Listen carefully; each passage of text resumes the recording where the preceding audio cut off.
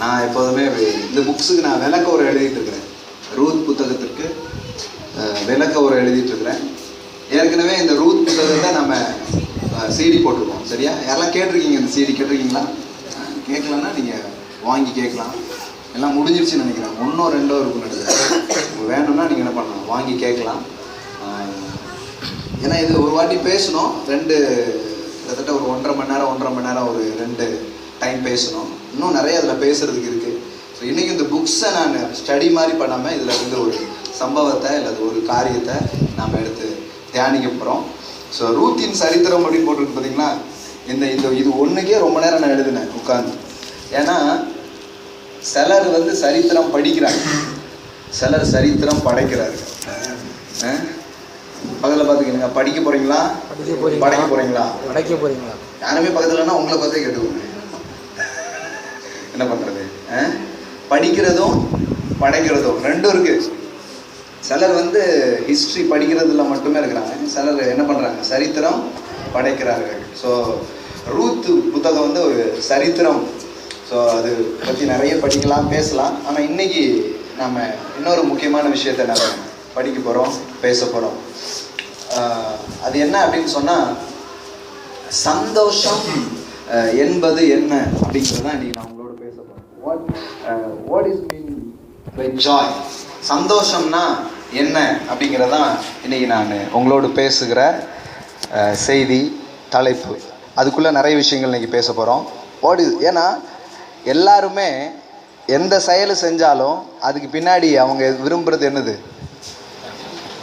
சந்தோஷம்தான், இல்லையா? சந்தோஷத்துக்காக தான் எல்லா விஷயமும் பண்ணுறாங்க. 2 விஷயம், ஒன்று வந்து ப்ரெஷர் இல்லைன்னா ப்ளஷர். எல்லாம் சொல்லுங்கள், ப்ரெஷர் ப்ளஷர். இந்த 2 மோட்டிவேஷனில் தான் லைஃப் போகுது. ஒன்று ப்ரெஷரில் எல்லாத்தையும் பண்ணுறோம், இல்லைன்னா ப்ளஷரில் பண்ணுறோம். தமிழில் சொல்லதாக இருந்தால் அழுத்தம் அல்லது ஆனந்தம். எல்லாம் சொல்லுங்கள், அழுத்தம் அல்லது ஆனந்தம். உங்கள் வண்டி எப்படி போயிட்டுருக்கு? அழுத்தத்திலையா ஆனந்தத்திலையா? கேளுங்க பக்கத்தில் பார்த்து, உங்கள் வண்டி எப்படி போகுது? அழுத்தமா ஆனந்தமா?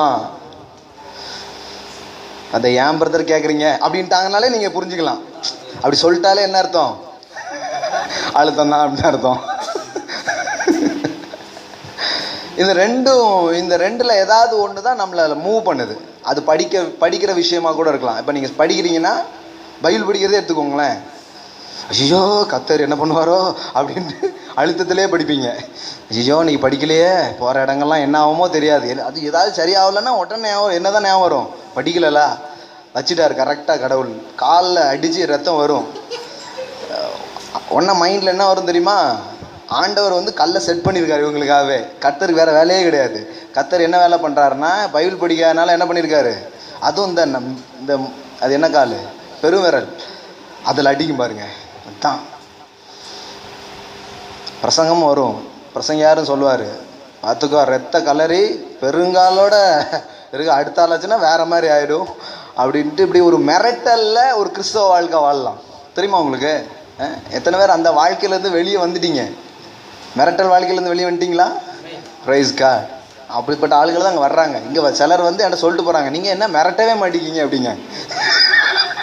அவங்களுக்கு வேணும், அப்படி பேசினாதான் அதுக்கு பேர் என்னது, பிரசங்கம் அப்படின்னே வச்சுருக்காங்க. 4 மிரட்டணும், உருட்டணும். என்ன செய்து கொண்டு இருக்கிறாய் சகோதரனே அப்படின்ட்டு அதுக்கு ஒரு டோன்லாம் வச்சுருப்பாங்க. பார்த்துருக்கீங்களா? இப்படின்லாம் பண்ணோடனே வயிறு அப்படியே குலுங்கணும். அப்படியே அந்த ஃபீலிங்லாம் நீங்கள் போயிருக்கீங்களா? சிலருக்குலாம் அப்படின்னா என்னன்னே தெரியாது. ஏன்னா அப்படியே ஆரம்பத்துலேயே இப்படி நல்ல இடத்துக்கு என்ன பண்ணிட்டாங்க, வந்துட்டாங்க. அவங்க ரொம்ப பாக்கியவான்கள் பாருங்கள். சிலர் நல்லா சுற்றி எடுத்து வறுத்து கடைசியில் என்ன பண்ணியிருக்காங்கன்னா இங்கே வந்து சேர்ந்துருக்குறாங்க.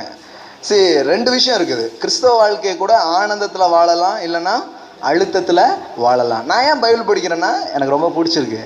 என் ஆண்டவரை பற்றி நான் படிக்க போகிறேன்.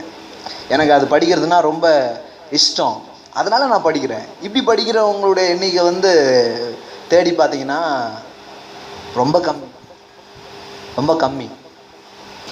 அதனால தான் ஸ்டிக்கர்லாம் இப்போ வாங்கி கொடுத்துட்றாங்க வீட்டிலலாம்.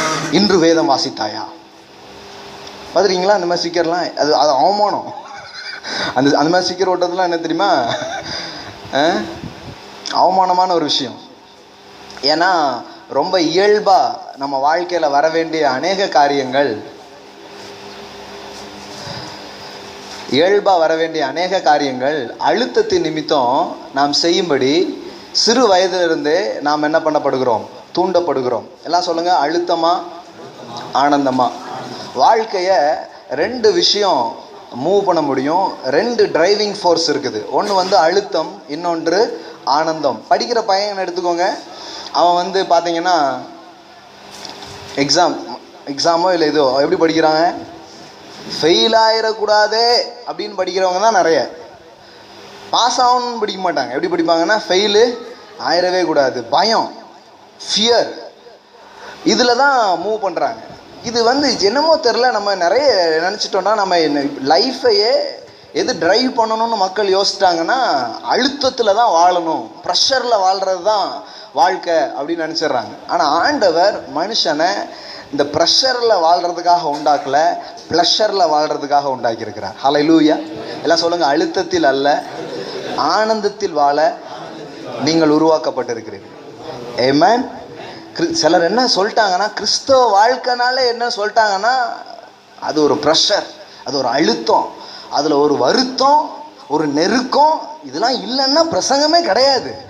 ஏன்னா அதெல்லாம் வரணும் பாருங்க, அதெல்லாம் வந்தால் தான் வாழ்க்கை அப்படிங்கிற மாதிரியே நமக்கு வாழ்க்கையை பற்றி ஒரு இது கொடுத்துருக்குறாங்க. நான் உங்களுக்கு சொல்கிறேன் பாருங்க, ஆண்டவர் வாழ்க்கையை எப்படி எடுத்துகிட்டு போகிறதுக்கு விரும்புகிறாரு அப்படின்னு சொல்லி நீங்கள் உங்களுக்கு காண்பிக்க போகிறேன். What is mean by joy? இன்னைக்கு நான் என்ன பேச போகிறேன்னா, சந்தோஷம் என்பது என்ன? யாருக்கெல்லாம் சந்தோஷமாக இருக்கணும்னு ஆசை இருக்குது? கை தூங்க பார்க்கலாம். இருக்குதா? பாதி கை தூக்கினீங்கன்னா பாதி ஆசையா? ஃபுல் ஆசை இருக்கா? Okay, very good. சந்தோஷமாக இருக்கணும் தான் எல்லாருக்கும் ஆசை. சரி, இப்போ என்னன்னா, சந்தோஷம்னா என்ன? எப்படி இருந்தால் சந்தோஷமாக இருப்பீங்க? இப்போ இதுதான் குழப்பம். சந்தோஷமாக இருக்கணும்னு ஆசை, எத்தனை பேர் சந்தோஷமாக இருக்கிறீங்க? உண்மையாக சொல்லுங்கள், சந்தோஷமாக இருக்கிறீங்களா? டிகிரி வேணால் கொஞ்சம் பார்த்துக்கலாம். இவ்வளவு யா அப்படின்ட்டு காமிக்கலாம், எப்படி வேணாலும் காமிக்கலாம். இருக்கிறீங்கன்னா நீங்கள் உங்கள்கிட்ட நான் அப்புறம் சில குறிப்புகள்லாம் வாங்கிக்கிறேன். இல்லைன்னா நான் பேசுகிற கொஞ்சம் குறிப்புகள் என்ன பண்ணுங்கள், நீங்கள் வாங்கிக்கோங்க. சரியா? ஓகே, நீங்கள் அதுதான் விஷயம். சந்தோஷம்னா என்ன அப்படிங்கிறத பார்க்க போகிறோம். சரி, இப்போ இந்த புக்கு எடுத்துட்டிங்களா? ரூத் புத்தகம்.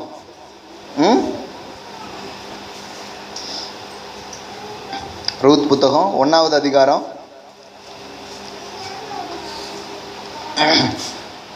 ஜீசஸ் எடுத்துட்டீங்களா? 1 வசனம் சொல்கிறேன், ஒரு சின்ன முன்னுரை ஒன்று சொல்லிடுறேன். உங்களுக்கு தெரியும் இந்த புத்தகத்தில் என்ன நடந்துச்சு அப்படின்னு சொன்னால்,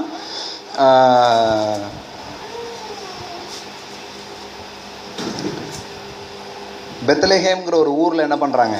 வாழ்கிறாங்க. நகோமி இனியும் அவங்களுடைய கணவர், பிள்ளைங்க, இவங்கெல்லாம் வாழ்ந்துட்டுருக்காங்க. பெத்லஹேமில் வாழ்ந்துட்டு இருக்கும்போது, பெத்லஹேம்னா என்ன அர்த்தம் தெரியுமா? ஹவுஸ் ஆஃப் பிரெட், அப்பத்தின் வீடு அப்படின்னு அர்த்தம். ஸோ அங்கேயே அப்பம் இல்லாமல் போயிடுச்சு. அங்கே என்ன இல்லை? அப்பம் இல்லை, சாப்பாடு இல்லை, பஞ்சமாயிடுச்சு. ஸோ கொஞ்ச நாள் சகிச்சு பார்த்துட்டே இருந்திருப்பாங்கன்னு நினைக்கிறேன்.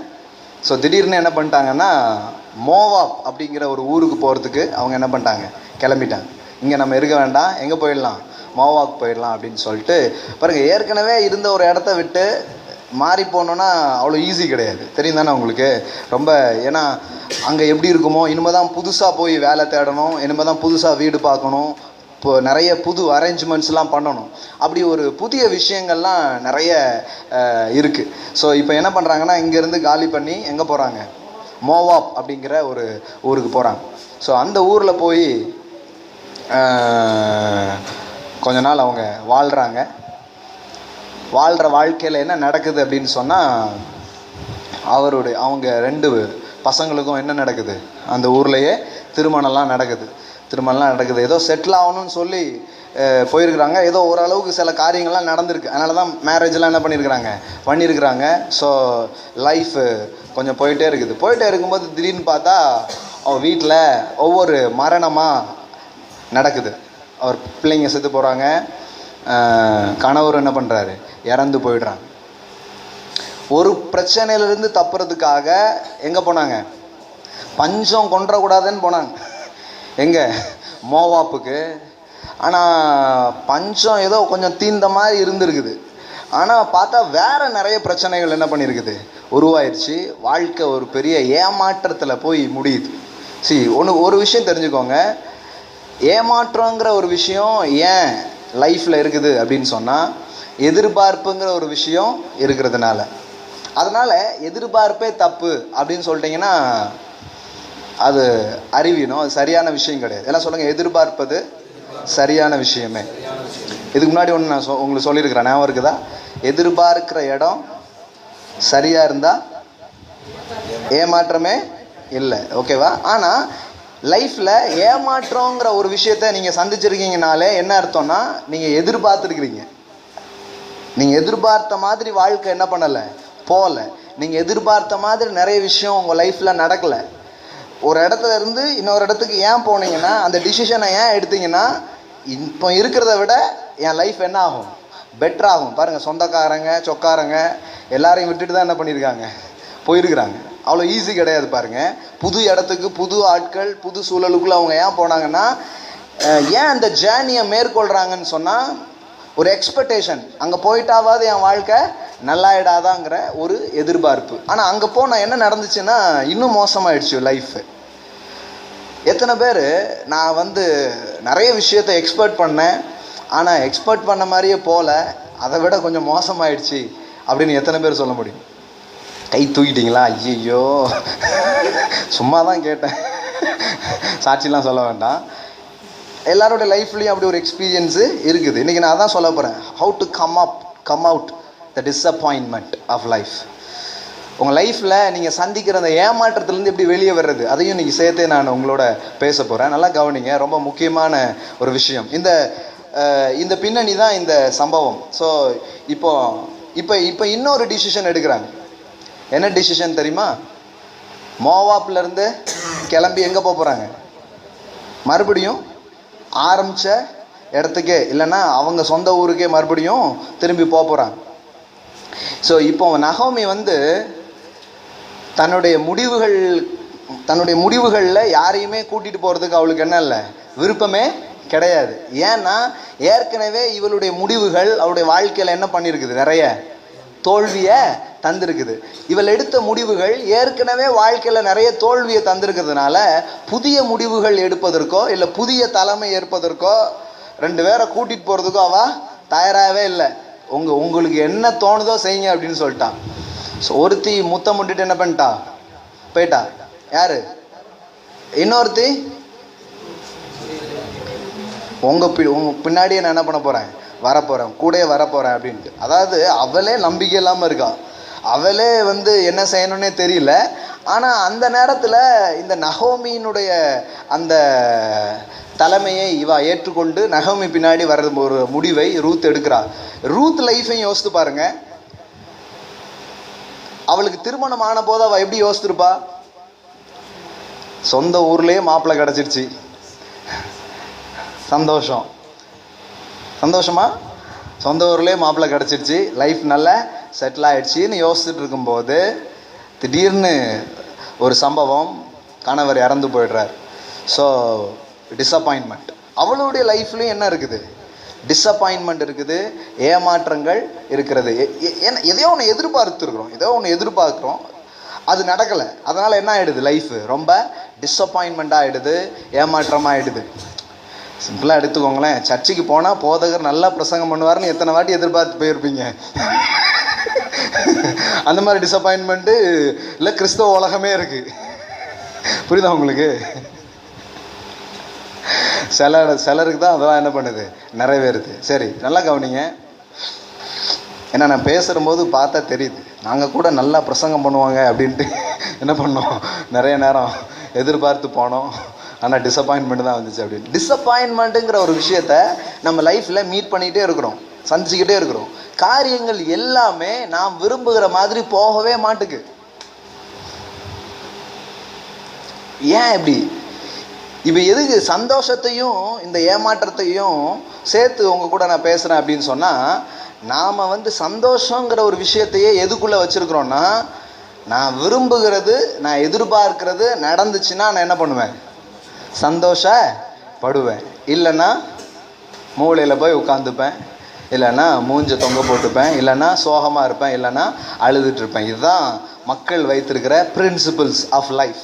ஸோ இதில் கொஞ்சம் மாற்ற போகிறோம். இதில் கொஞ்சம் வேறு மாதிரி தேவனுடைய கண்ணோட்டத்தில் நம்முடைய காரியங்களை நாம் பார்க்க போகிறோம். நல்ல கவனிங்க. இப்போ இந்த நகோமிக்கு புதிய முடிவுகள் எடுக்க அவளுக்கு தைரியம் இல்லை. ஏன்னா ஏற்கனவே எடுத்த முடிவு சரியில்லாத முடிவாக போனதுனால சில நேரத்தில் சில டிசிஷன் எடுத்துட்டு அந்த டிசிஷனை பற்றி கேள்வி நம்ம லைஃப்பில் வருது நிறைய நேரம், இல்லையா?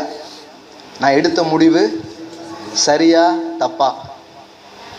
சிலர் சொல்லியிருப்பாங்க, நீங்கள் போயிட்டீங்க அதுக்கப்புறம் இங்கே கொஞ்சம் நல்லா ஆயிடுச்சு அப்படின்ட்டு. சில நேரம் அங்கேருந்து யோசிச்சுட்டு இருப்பாங்க, ஐயோ நம்ம பேசாமல் பெத்லஹேம்லேயே இருந்திருக்கலாமோ, ஸோ இருந்திருந்தா நம்ம லைஃப் இப்படி ஆயிருந்திருக்காதோ.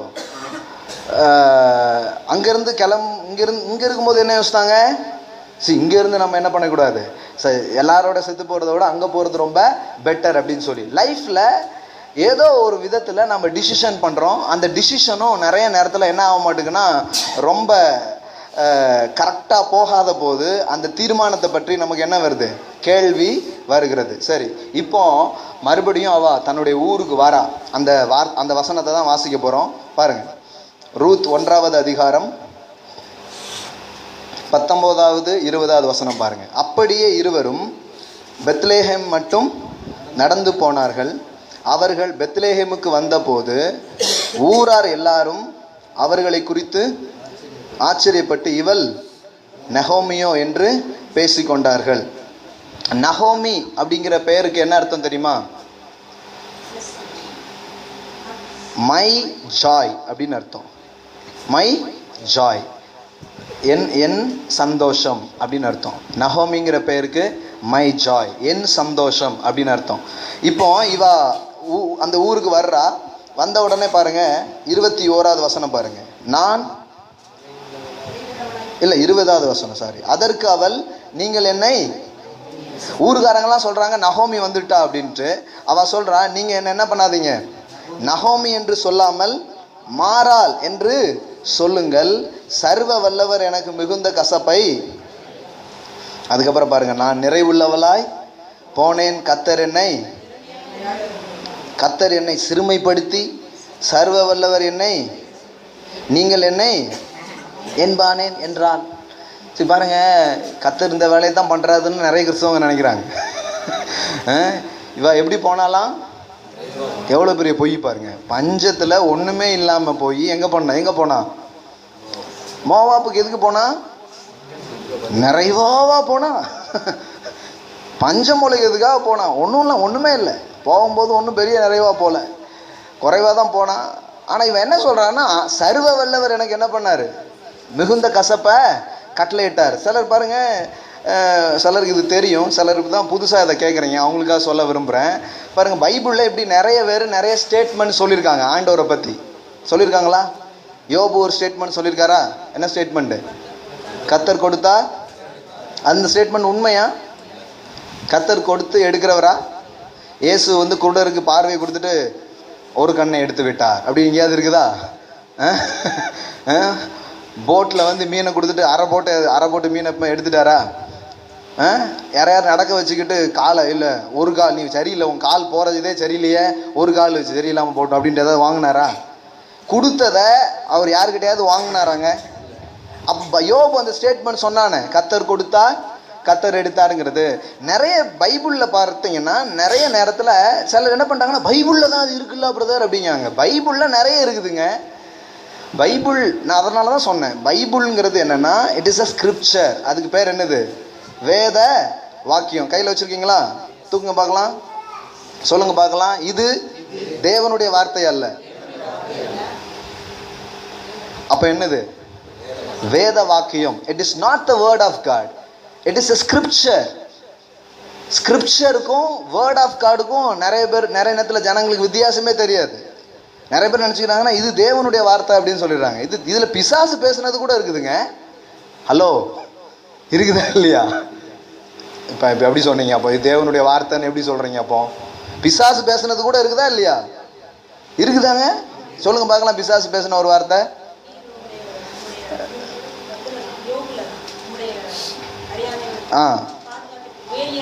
பாதுகாக்கவில்லையா? வேற அங்க பாரு, மேல இருந்து கீழே விழும் அப்படின்னு சொன்னான். அவன் சொன்னதெல்லாம் இருக்கா? அப்ப நீங்க மொத்தமா தூக்கிட்டு இது தேவனுடைய வார்த்தை அப்படின்னு சொல்லி எப்படி சொல்ல முடியும்? அப்படி சொல்ல முடியுமா? சொல்ல முடியாது. அப்போ அது எப்படி சொல்லலாம், எப்படி இதை அழைக்கலாம்னா, இட் இஸ் அ ஸ்கிரிப்சர். அதுக்கு பெயர் வேத வாக்கியம். பைபிளை பத்தி பைபிள் சொல்லுது, வேத வாக்கியங்கள் எல்லாம் தேவ ஆவியினாலே, வேத வாக்கியங்கள் எல்லாம் தேவ ஆவியினால என்ன பண்ணப்பட்டிருக்கிறது? அருளப்பட்டிருக்கிறது. அப்போ இதுல வந்து என்னன்னா, ஹோலி ஸ்பிரிட் வந்து மனுஷன் பேசினாலும் சரி, பிசாசு சொன்னதா இருந்தாலும் சரி, ஆண்டவர் சொன்னதா இருந்தாலும் சரி, அதை அப்படியே என்ன பண்ணிடுறாரு? இதுல ரெக்கார்ட் பண்ணி வச்சிருக்கிறார். அப்படியே இதுல பதிஞ்சு வச்சிருக்கிறார். இந்த பதிஞ்சு வச்சதுல இருந்து சத்தியம் என்பது என்ன என்பதை நாம் என்ன பண்ண வேண்டும்? கற்றுக்கொள்ள வேண்டும். ஹல்லேலூயா. சும்மா அப்படியே பிளண்டா எல்லாத்தையும் எடுத்துக்கோ அப்படின்னு சொல்லி என்ன பண்ணவே இல்லை, சொல்லவே இல்லை. அப்போ இதுல வந்து பாத்தீங்கன்னா, இப்போ யோபு சொன்ன ஸ்டேட்மெண்ட்டு, நகோமி சொன்ன ஸ்டேட்மெண்ட்லாம் பைபிளில் இருக்குது. சிலர் இதை வச்சுக்கிட்டு கர்த்தர் தான் கொடுக்குறாரு, கர்த்தர் தான் எடுக்கிறாருன்னு என்ன பண்ணுறாங்க, நினைக்கிறாங்க. ஒன்று நல்லா தெரிஞ்சுக்கோங்க, ஆண்டவர் கொடுக்கிறவர் தானே அன்று எடுக்கிறவர் அல்லவே அல்ல. ஹல்லேலூயா. எல்லாம் சொல்லுங்க, அவர் God is a giver not a taker. அவர் எடுக்கிறவர் அல்ல, அவர் கொடுக்கிறவர். தாராளமாக கொடுப்பார், ஏராளமாக கொடுப்பார். அப்படிதான் வேதத்தில் சொல்லியிருக்கு. அவர் எதையும் என்ன பண்ண மாட்டார், பிடுங்க மாட்டார், எடுக்க மாட்டார். இவ தான் சொல்றா, கசப்பா அவர் எனக்கு என்ன பண்ணாரு, கட்டளை இட்டாரு, வாழ்க்கையே அப்படி ஆகிட்டார், இப்படி ஆகிட்டாருன்னு. கடவுள் வந்து அந்த வேலையெல்லாம் செய்யறது இல்லைங்க. மக்கள் நிறைய நேரத்தில் தப்பா புரிஞ்சுக்கிறாங்க. நான் இன்னைக்கு சொன்னா நினைக்கிறேன் உங்ககிட்ட, கூகுள் யூஸ் பண்ணுவீங்களா? யாராவது கூகுள் யூஸ் பண்றீங்களா? கூகுளில் போய் த ஆக்ட்ஸ் ஆஃப் காட் அப்படின்னு நீங்க அடிச்சிங்கன்னா என்ன வரும் தெரியுமா?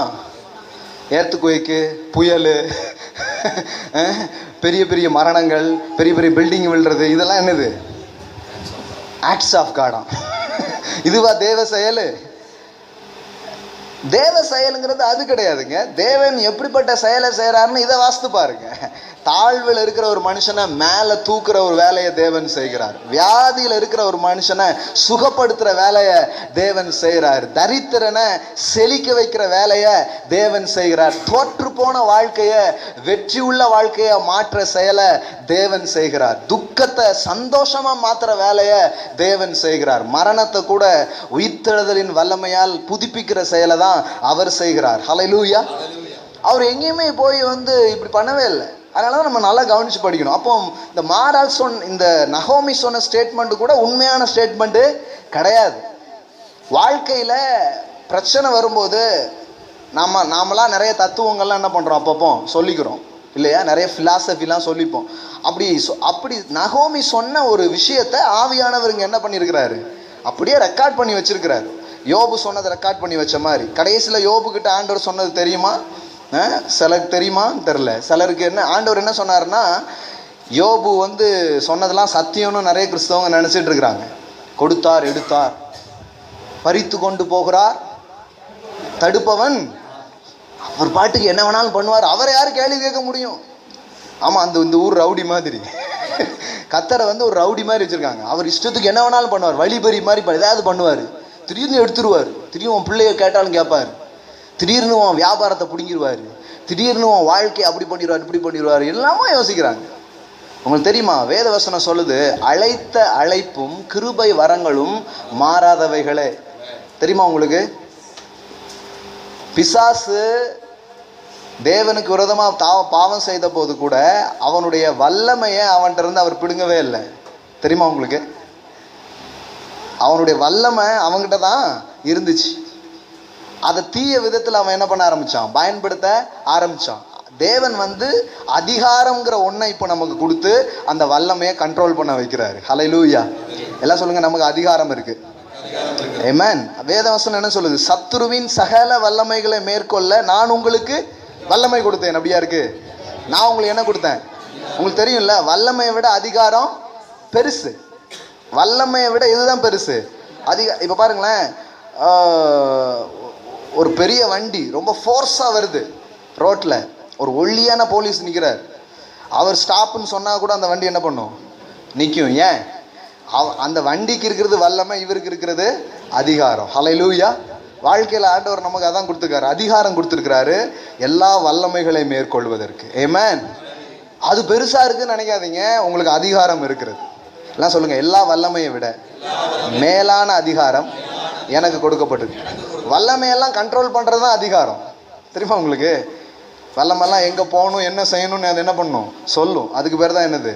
அதிகாரம். பெரிய பெரிய காரியங்களை கூட கண்ட்ரோல் பண்ணக்கூடிய ஒரு விஷயம். ஓகே, என்ன சொல்ல வந்தேன்னா, தேவன் நீதி உள்ளவராக இருக்கிறார். யார் வாழ்க்கையிலையும் அவர் அநீதியோ கெடுதலோ என்ன பண்ணுறது இல்லை, செய்கிறது இல்லை என்பதை புரிந்து கொள்ள வேண்டும். அப்போ இந்த பெண் சொன்ன ஸ்டேட்மெண்ட்டு சரியான ஒரு ஸ்டேட்மெண்ட் கிடையாது அப்படிங்கிறத புரிஞ்சுக்கோங்க. ஏன்னா யோபு பின்னாடி சொல்கிறான், கடைசி அதிகாரத்தில் நீங்கள் வாசித்தீங்கன்னா சொல்கிறான், நான் அறியாததையும் என் புத்திக்கு என்ன பண்ணேன், அலப்புனேங்க. அவன் அலப்புனதை சாரின்னு சொல்லிட்டு அவன் விட்டுட்டான். ஆனால் நிறைய கிறிஸ்தவங்க இன்னும் அலப்பிக்கிட்டே இருக்காங்க. கொடுத்தார், எடுத்தார், அவரை என்ன வேணாலும் பண்ணுவார், எப்படி வேணாலும் செய்வார் அப்படின்ட்டு.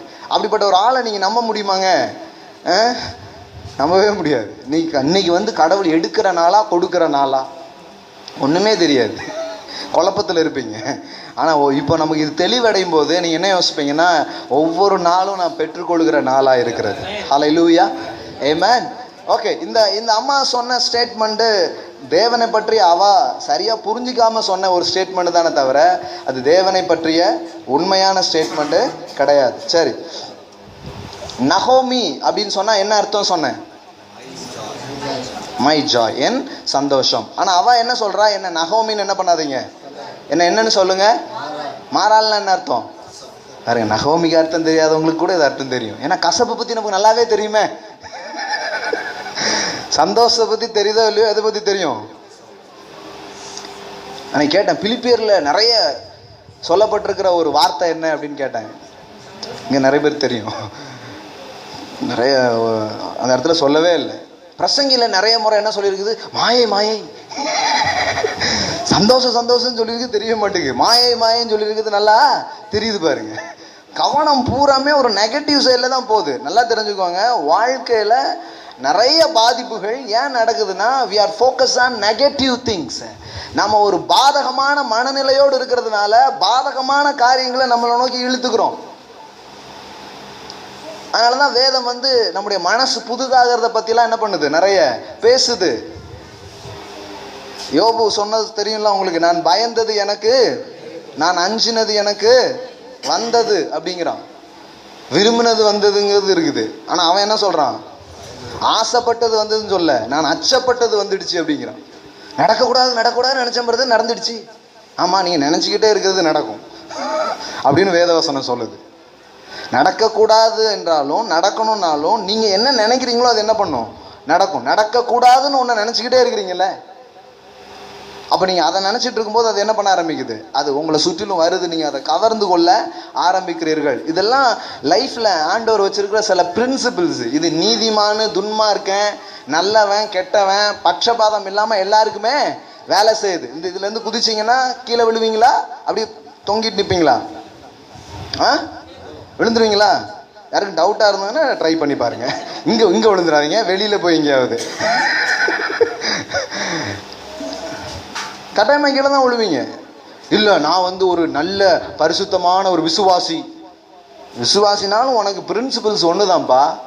புவியீர்ப்பு சக்திங்கிறது எல்லாருக்குமே என்னதான், ஒன்றா தான் வேலை செய்யும். அந்த மாதிரி தேவன் சில பிரின்சிபிள்ஸை லைஃப்பில் வச்சிருக்கிறாரு. அது என்னன்னு சொன்னால், யூ திங்க் பாசிட்டிவ். நீ நன்மையானதை சிந்திக்கும் பொழுது, நீ நன்மையானதை பேசும்போது, உன் வாழ்க்கையில் கூட நன்மையான காரியங்கள் உன்னை சூழ்ந்து கொள்ள ஆரம்பிக்கும். ஹல்லேலூயா.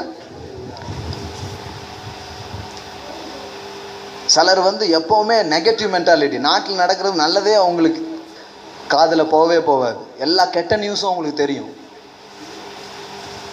எதுக்கு எப்படிடா அந்த ஆளுக்கு தெரியுதுன்னு பார்த்தா, அவர் அந்த அலவரிசையை தான் டியூன் பண்ணி வச்சிருக்கிறாரு.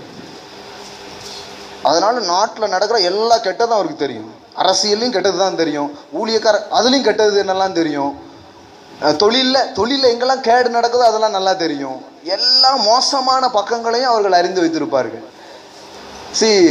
அது உங்கள் வாழ்க்கைக்கு நல்ல ஒரு காரியம் கிடையாது. பாருங்கள், நான் வந்து ஒரு ஆர்டராக பேசணும்னு தான் யோசித்தேன். ஆனால் அப்படியே அங்கே எங்கேயும் போயிட்டே இருக்குது. யாருக்கோ தேவைன்னு நான் நம்புகிறேன். அது மட்டும் உண்மை. ஓகே, எல்லா தீமையும் ஒரு டிவைன் பர்பஸ்ன்னு நினச்சிக்காதீங்க. நிறைய தீமையை நீங்கள் என்ன பண்ணுறீங்க, நிறைய நேரம் அட்ராக்ட் பண்ணுறீங்க, நீங்களே கவர்ந்துக்கிறீங்க. சில நேரத்தில் சிலர் நன்மை அப்படி கவர்ந்துக்கிறாங்க. காலத்துக்கு முன்னாடியே சிலர் நன்மையை கவர்ந்துருக்குறாங்க. அதுக்கு பேர் விசுவாசம். இயேசு சிலுவையில் போய் மரிச்சதுக்கு அப்புறம் தான் எல்லாருக்கும் சுகமும் வாழ்வும் என்ன பண்ண முடியும், உண்டாக முடியும். ஆனால் எத்தனையோ புரஜாதி ஜனங்கள் இயேசு காலத்திலேயே இயேசுகிட்ட என்னத்தை பெற்றுக்கிட்டாங்களா? பெற்றுக்கிட்டாங்க. எப்படி பெற்றுக்கிட்டாங்க? ஏன்னா விசுவாசம் வந்து காலத்தை முந்தி போய் சில காரியங்களை என்ன பண்ண ஆரம்பிக்குது, பெற்றுக்கொள்ள உங்களை வைக்குது. அதுக்கு பேர் தான் ஃபெய்த். டைம் எல்லாம் அது ஓவர்டேக் பண்ணி சில காரியத்தை அது என்ன பண்ணும், உங்கள் வாழ்க்கையில் கொண்டு வரும். அதுதான் விசுவாசம். அப்படி நிறைய பேர் பெற்றுக்கிட்டாங்க. இயேசு பார்த்தீங்கன்னா ஒரு வழியில் போயிட்டுருக்கிறாரு, ஒரு பாதை வழியாக போயிட்டுருக்கிறாரு. அங்கே ஒரு குருடன் பிச்சை கட்டுருக்கிறான். அவன் பேர் என்ன பேர்? அவன் வந்து அவன் கூறுறான், தாவீதின் குமாரனே எனக்கு. இயேசு அவனை சுகமாகிறதுக்காக போனார். அந்த வழியாக பாஸ் பண்ணார். அவன் பக்கமாக பாஸ் பண்ணுற நன்மையை அவன் அட்ராக்ட் பண்ணிக்கிறான். ஹல்லேலூயா. சிலர் இப்படி நன்மையை அட்ராக்ட் பண்ணுறது இல்லை, எங்கேயோ போகிற பிரச்சனைய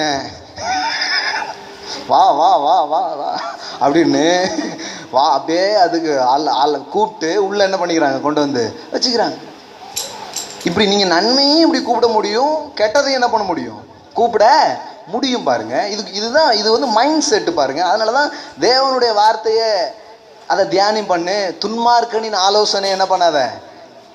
துன்மார்க்கனின் ஆலோசனை நான் என்ன நினச்சிக்கிறாங்க, அதாவது the council of the world. இந்த உலகம் வந்து சில கெட்டது நெகட்டிவ் எல்லாம் பேசுது. நியூஸ்ன்னு எடுத்துக்கிட்டிங்கன்னா அது என்னது, நம்ம நியூஸ்ன்னு சொல்கிறோம்ல, அதுக்கு பேர் என்னது தெரியுமா, பேட் நியூஸ். ஏன்னா நியூஸ்னால என்னன்னா, ஒரு ஃப்ளைட் வந்து எங்கேயாவது விழுந்தாதான் நியூஸு, இறங்குச்சுன்னா நியூஸ் கிடையாது. பத்திரமாக இன்றைக்கு இறங்கினது, அது உங்களுக்கு த்ரில்லிங்கே இருக்காது. அது யாரும் படிக்க மாட்டாங்க. அது வந்து ஒரு பைதா கலந்துச்சு, எவனாவது அதை ஹைஜாக் பண்ணிட்டான் அப்படின்னா தான் யாருமே கடத்தாமல் இன்று நல்லபடியாக போய் சேர்ந்தது அப்படின்னா மக்களுக்கு இப்போ இன்ட்ரெஸ்ட் இல்லை. என்னையா நியூஸு, அப்படியே தீ எரிஞ்சிச்சு, இல்லைன்னா கடலுக்குள்ளே விழுந்துச்சு, இறங்க முடியாமல் எங்கேயோ போய் பிறண்டுச்சுன்னா நியூஸ் என்ன பண்ணுறாங்க, படிக்கிறாங்க. அதுக்கு பேர் நியூஸ் இல்லைங்க, அதுக்கு பேர் பேட் நியூஸ். நம்ம ஒவ்வொரு நாள் நம்ம மைண்டு வந்து நெகட்டிவ்னால நிரம்புற ஒரு வாய்ப்பு தான் அதிகமாக இருக்குதே தவிர, பாசிட்டிவாக நன்மையினால் நிரம்புற வாய்ப்பு ரொம்ப குறைவாக இருக்குது. சபைக்குள்ளேயும் போனால் அதான் நடக்குது. இப்போ அதுதான் சொல்ல வரேன் நான். நியூஸ் பேப்பரில் மட்டும் இல்லை, நிறைய நேரம் சர்ச்சுக்குள்ளே போனால் கூட குட் நியூஸ் கேட்க முடிய மாட்டேங்குது. இதோ வருகிறார் அப்படின்னு உங்களை ஒரு உழுகிடுவாங்க. யார் ஆண்டவர் தானே வராரு, அப்பா வராருன்னு பிள்ளைகிட்ட சொன்னால் எனக்கு பிள்ளைகளுக்கு சந்தோஷம் தானே, வீட்டுக்காரர் வராருன்னு சொன்னால் மனைவிக்கு சந்தோஷம் தானே. ஆனால் இவங்க வந்து என்ன பண்ணுறாங்கன்னா, கர்த்தர் வருகிறார், அதுக்கு ஒரு டோன்லாம் வச்சு மிரட்டுதாங்க. ரெண்டு மூணு பில்டிங்லாம் இடிஞ்சு அப்படி உள்ளே போகும், அப்படியே இதாகவும் என்னெல்லாமாவும், அப்படியே உள்ள அப்படியே பயம் வரும். சரி ஐயா, நான் 500 ரூபா காணிக்கு அனுப்பிச்சிடுறேன், எப்படியாவது என்ன வரிகளை சேர்த்துக்கிறதுக்கு நீங்கள் எதாவது ரெக்கமெண்ட் பண்ணிவிடுங்க. இப்போ என்ன 500 ரூபா அனுப்பணும் மாதம், அவ்வளோ தானே, எனக்கு புரிஞ்சிடுச்சு, நான் உங்கள் பங்காளராக சேர்ந்துடுறேன் அப்படின்னு சொல்லி எப்படியாவது என்ன பண்ணிடுறாங்க, அதில் ஜாயின் பண்ணிடுறாங்க. பயம். இப்போ எல்லாம் நெகட்டிவ்ஸ்னால நிறைஞ்சிருக்குது பாருங்க. ஜனங்களை வந்து பயமுறுத்தி, மதத்தினுடைய ஆயுதமே இன்னைக்கு பயமாக தான் இருக்கு. எப்படியாவது பயங்காட்டி, அவர் நான் நயங்காட்டி உன்னை கூடுவேங்காரு, நம்ம ஆளுக்கள் பயங்காட்டி எப்படி மாற்றினாங்கன்னே தெரில. அப்படி தானே போட்டிருக்குது பைபிளில். நயங்காட்டினா நம்ம எப்படி பிள்ளைங்களுக்கு வந்து காக்கா பாரு, அதை பாரு, இதை பாருன்னு என்ன பண்ணுறோம், சோறு ஊட்டுறோமோ, அதே மாதிரி ஆண்டவர் நன்மை நல்ல விஷயம்லாம் சொல்லி நம்ம வாழ வைக்கிறதுக்கு அவர் நயங்காட்டுறார். நம்ம ஆளுகள் என்ன பண்ணிட்டாங்கன்னா அவர் பயங்காட்டி, சகோதரனே இந்த வருஷம்தான் உனக்கு கடைசி, அப்புறம் வேரோடு வெட்டப்படுவாய். இதுதான் புது வருஷத்தில் அன்னைக்கு செய்தி. புது வருஷம் அன்னைக்கு கடைசி வாரம் என்ன செய்தின்னு நான் கரெக்டாக சொல்லிவிடுவேன், தீர்க்க தரிசனமா. ஏன்னா எல்லா சர்ச்சிலையும் தான் கேட்பாங்க, இந்த வருஷமாவது இந்த மரம் இருக்கட்டுமான்னு கர்த்தர் என்ன பண்ணாரு, பார்த்துட்டே இருக்கிறாரு. அப்புறம் தான் பார்த்துக்கோ அப்படின்னு சொல்லிட்டு, கனி இல்லை அப்புறம் பார்த்துக்கோ அப்படின்னு ஏதோ நான் ஜோம் பண்ணி உனக்கு இன்னொரு வருஷம் வாங்கி தரேன், இந்த வருஷமாவது எப்படி கொஞ்சம் உருப்படியாக வாழ்கிற பாரு அப்படின்னு சொல்லிட்டு தான் அனுப்பிடுறாங்க. ஜனங்களும் அப்படியே போயிடுவாங்க. பயம், அச்சம், நெகட்டிவ்ஸ், இதனால மக்கள் நிறைஞ்சிருக்கிறாங்க. வாழ்க்கையும் அப்படி ஆகுது. அப்புறம் கேட்கலாம், கத்தாவே ஏன் எனக்கு இப்படி நடந்துச்சு அப்படின்ட்டு. எல்லாம் பாருங்க, ஆண்டவர் ஒன்றும் உங்களுக்கு தீமை இப்படி போடுறது இல்லை. நன்மையை ரெடி பண்ணி வச்சிருக்கிறாரு. You can attract it. எல்லாம் சொல்லுங்க, நன்மையை கவர்ந்து கொள்ளுங்க. நீங்க அட்ராக்ட் பண்ண முடியும், நீங்க கவர்ந்து கொள்ள முடியும். இங்க கொஞ்சம் சில பாசிட்டிவ் சேஞ்சஸ் உங்க திங்கிங்ல, உங்களுடைய டிசிஷன்ஸ்ல, உங்க பேச்சுல இதெல்லாம் வரும்படியா ஆண்டவர் சொல்லியிருக்கிறார். நல்ல நாட்களை காண வேண்டும் என்று இருக்கிற மனுஷன் தன் நாவை பொல்லாப்புக்கு விலக்கி அப்படின்னு போட்டிருக்குது. ஒரு குட் ஃபியூச்சருக்குள்ள போகணும்னா உங்க வாயிலே கண்டுபிடிச்சிடலாம் நீங்க குட் ஃபியூச்சருக்குள்ள போவீங்களா மாட்டீங்களான்ட்டு. எப்போ பார்த்தாலும் தோல்வி கதை, அந்த கதை, இந்த கதைன்னு பேசிட்டே இருந்தீங்கன்னா குட் ஃபியூச்சருக்குள்ள அது போகவே போகாது. ஏன்னா ஃபியூச்சர் இங்க இருக்குது. நீங்க சொல்லும் போதே தெரிஞ்சிடலாம், இது இந்த வண்டி போறது ரொம்ப கஷ்டம் அப்படின்ட்டு. வாழ்க்கையில நிறைய நேரத்துல இதை நம்ம புரிஞ்சிக்காததுனால நம்ம என்ன பண்ணிடுறோம்னா, எதேச்சையா சில சக்சஸ் நமக்கு நடக்கும், எதேச்சையா சில வெற்றி நமக்கு கிடைக்கும், இல்லை எதேச்சையா சில சந்தோஷங்கள் நமக்கு உண்டாகும். நம்ம என்ன பண்ணிடுவோம்னா அதுலேயே அப்படி உட்காந்துடுவோம். இது எப்படி வந்தது, இதுக்கு அடிப்படை என்ன, எதையுமே மக்கள் என்ன பண்ணிக்கிறது இல்லை, யோசிக்கிறதே கிடையாது. ஆனால் எல்லாமே சர்டன் பிரின்சிபிள்ஸில் தான் நடந்துகிட்டு இருக்குங்கிறத நீங்கள் புரிஞ்சுக்கிட்டீங்கன்னா நீங்கள் எப்போதாவது ஒன்று நடக்கணும்னு நீங்கள் வெயிட் பண்ண மாட்டீங்க. கரெக்டாக அது நடக்கிறத உங்கள் வாழ்க்கையில் நீங்கள் பார்க்க முடியும். ஹல்லேலூயா, ஆமென். இது பாருங்க, இது குழப்பம். ஆண்டவர் உங்களுக்கு குழப்பத்தை வைக்கல, தெளிவை அவர் வைத்திருக்கிறார். ஆமென். நடந்தா நடக்கும், நடக்காமலும் போகலாம். தீர்க்க தரிசனம் பாருங்க, பார்த்துருக்கீங்களா? இந்த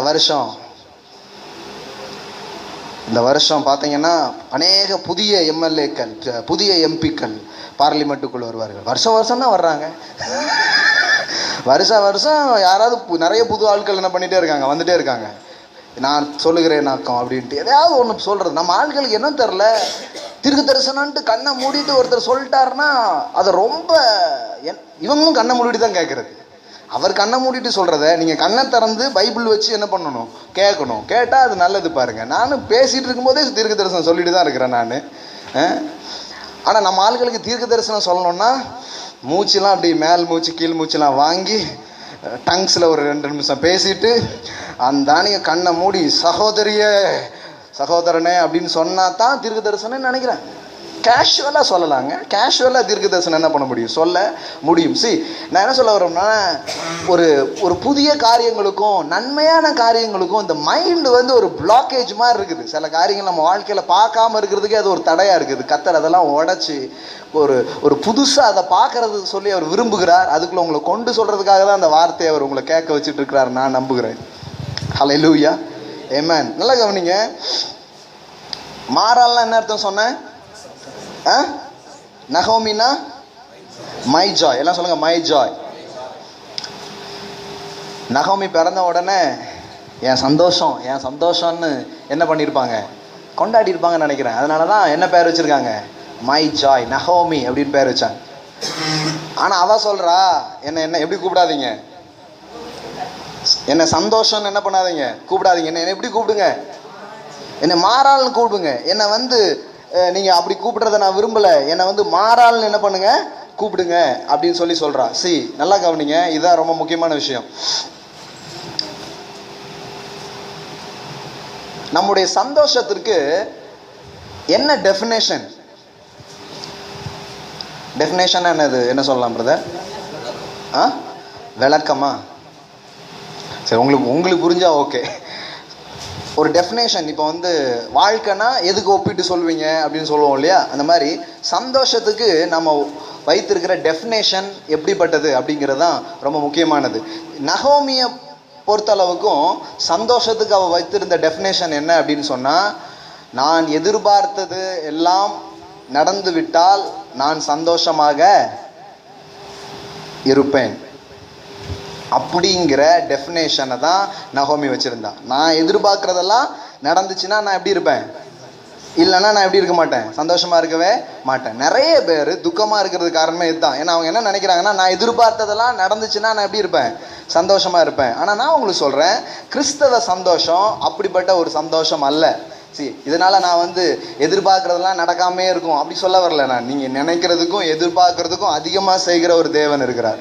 ஹல்லேலூயா.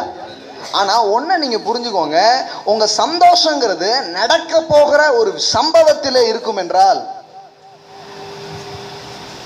நடக்க போகிற ஒரு நிகழ்வுகள்ல தான் உங்க சந்தோஷம் இருக்கும் அப்படின்னு சொன்னா, நீங்க ஒரு நிலைவரமான சந்தோஷத்துக்குள்ள நீங்க வரல. அது ஷேக்கபிள் ஜாய். ஆனா இங்க நாம பேசிட்டு இருக்கிறது அன்ஷேக்கபிள் ஜாய். அசைவில்லா ஒரு ஆனந்தம் இருக்கிறது, அழிவில்லா ஒரு ஆனந்தம் இருக்கிறது, நிலையான ஒரு சந்தோஷம் இருக்கிறது. அது என்னங்கிறத வேதம் நமக்கு போதிக்குது. இந்த இதுல இருந்து நம்ம கத்துக்க ஆரம்பிக்கலாம் நிறைய. இந்த நகோமி லைஃப்ல இருந்து ஒரு பாசிட்டிவான எக்ஸ்பெக்டேஷனோட வாழ்க்கையை துவங்கி வாழ்க்கை சரியில்லாம போனதுனால நிறைய பேர் என்ன ஆயிடுறாங்க, சோகமாயிடுறாங்க. நான் நினைச்சது எனக்கு நடக்கல பிரதர், அதனால நான் என்ன இருக்கிறேன், துக்கமா இருக்கிறேன் அப்படின்னு சொல்லி. வேலை, பிள்ளைங்க, நான் நினைச்ச மாதிரி பிள்ளைங்க இல்லை, நான் நினைச்ச மாதிரி என்னுடைய கணவர் இல்லை, நான் நினைச்ச மாதிரி என் வாழ்க்கை இல்லை, நான் நினைச்ச மாதிரி என்னுடைய வேலைகள் இல்லை, நான் நினைச்ச மாதிரி நிறைய காரியங்கள் இல்லை, அதனால தான் நான் துக்கமா இருக்கேன், அதனால தான் நான் கவலையா இருக்கிறேன். இதான் நிறைய பேர் சொல்ற ஸ்டேட்மெண்ட். அதனால தான் நகோமி சொல்றா, என்னை என்ன சொல்லாதீங்க, சந்தோஷம்னு என்ன பண்ணாதீங்க, கூப்பிடாதீங்க, என்ன எப்படி கூப்பிடுங்க. ஆனா ஆண்டவர் பாருங்க, நாம எல்லாருமே வாழ்க்கையில பிரச்சனைக்குள்ள போகும்போது நம்ம எல்லாருமே நம்முடைய அடையாளங்களை மாற்றிக்கொள்ளணும் அப்படின்னு சொல்லி நினைக்கிறோம். ஆனா ஆண்டவர் அதை விரும்புறது இல்லை பாருங்க. சந்தோஷம்னு பெயர் வச்சா அப்படி நமக்கு என்ன அடையாளம் கொடுத்துருக்கிறாரோ அந்த அடையாளம் எந்த சூழ்நிலையிலையும் மாற்றப்படும்படியான ஒரு அடையாளங்களா இருக்கும்படி தேவன் என்ன பண்ணவே இல்லை, வைக்கவே இல்லை. ஹல்லேலூயா. உங்களுக்கு ஆண்டவர் சில விஷயத்த சொல்லியிருக்கிறாரா? சில அடையாளங்களை உங்களோட பேசியிருக்கிறாரா? சில டெஃபினேஷன் உங்களுக்கு கொடுத்துருக்கிறாரா? உங்களை கொடுத்து சில காரியங்களை அவர் சொல்லியிருக்கிறாரா? அந்த மாதிரி நிறைய காரியங்கள் உங்கள் லைஃப்பில் பெற்றுக்கொண்டிருப்பீங்கன்னா, அதற்கு மாறா இப்போ உங்கள் லைஃப்பில் ஒரு சூழல் இருக்கலாம். It's totally opposite. சம்பந்தம் அதாவது கொஞ்சம் தொடர்புடையதா இல்லை, முற்றிலும் மாறா. இந்த போட்டிருக்குதா மாறா. சந்தோஷம்னு சொன்னா என்ன இருக்குது, துக்கம் இருக்கு. வெற்றி வெற்றி அப்படின்னு யோசித்தேன், ஆனா எப்படி இருக்கு, தோல்வியாயிடுச்சு பிரதர். ரொம்ப மேலே போகணும்னு நினைச்சேன், கீழே வந்துட்டேன். சில காரியங்கள் நல்லா போகணும்னு நினைச்சேன், நல்லாவே போகல. இப்படி டிஸப்பாயின்மெண்ட் நம்ம ஒவ்வொருத்தருடைய லைஃப்ல இருக்குது. இந்த ஏமாற்றங்கள் ஒவ்வொருத்தருடைய வாழ்க்கையில இருந்துகிட்டே இருக்குது. ஆனா நான் உங்களுக்கு ஒன்று சொல்றேன் பாருங்க, உங்களுடைய என்னுடைய சந்தோஷம் நடக்கக்கூடிய நிகழ்வுகளுக்குள்ள தேவன் வைக்கவே இல்லை அப்படிங்கிறத நீங்க முதல்ல புரிஞ்சுக்கணும். சிலர் நான் பார்த்துருக்கேன், இந்த கவுன்சிலிங் இதெல்லாம் கூட்டிகிட்டு வரோம். ஹஸ்பண்ட் அண்ட் ஒய்ஃப்லாம் கவுன்சிலிங்க்கு வருவாங்க. அப்போ சொல்லுவாங்க, எங்கள் வீட்டுக்காரருக்கு சொல்லுங்கள் நல்லா அப்படின்னு சொல்லிட்டு கூப்பிட்டு சொல்லுவாங்க. வீட்டுக்காரர்கிட்ட கேட்டால் எங்கள் வீட்டம்மாவுக்கு நல்லா சொல்லுங்கள் பிரதர் அப்படின்னு சொல்லி என்ன பண்ணுவாங்க, சொல்லுவாங்க. அவங்க சேஞ்ச் ஆகணும்னு இவங்க சேஞ்ச் ஆகணும்னு அவங்களும். வாழ்க்கையில் நாம் ஏன் சந்தோஷமாக இருக்கிறது இல்லைன்னு சொன்னால், நம்ம சந்தோஷம் வேற எதையோ ஒன்று சார்ந்து இருக்குது அப்படின்னு சொல்லி நினைக்கிறோம். அது நம்ம வேலையை சார்ந்து இருக்கு, நம்முடைய பொருளாதாரத்தை சார்ந்து இருக்கு, நம்ம பிள்ளைங்களை சார்ந்து இருக்கு, நம்முடைய மனைவி அல்லது கணவர் அது சார்ந்து இருக்கு, நம்ம வாழும் சூழலை அது சார்ந்து இருக்கு. இதுக்கு பேரு அடிமைத்தனம் அப்படின்னு வேதம் சொல்லுது. அடிமைத்தனம்னா என்ன தெரியுமா? இப்படி ஒரு சந்தோஷமா இருக்கிறதுங்கிறது உலகத்தானால கூட சாத்தியம்.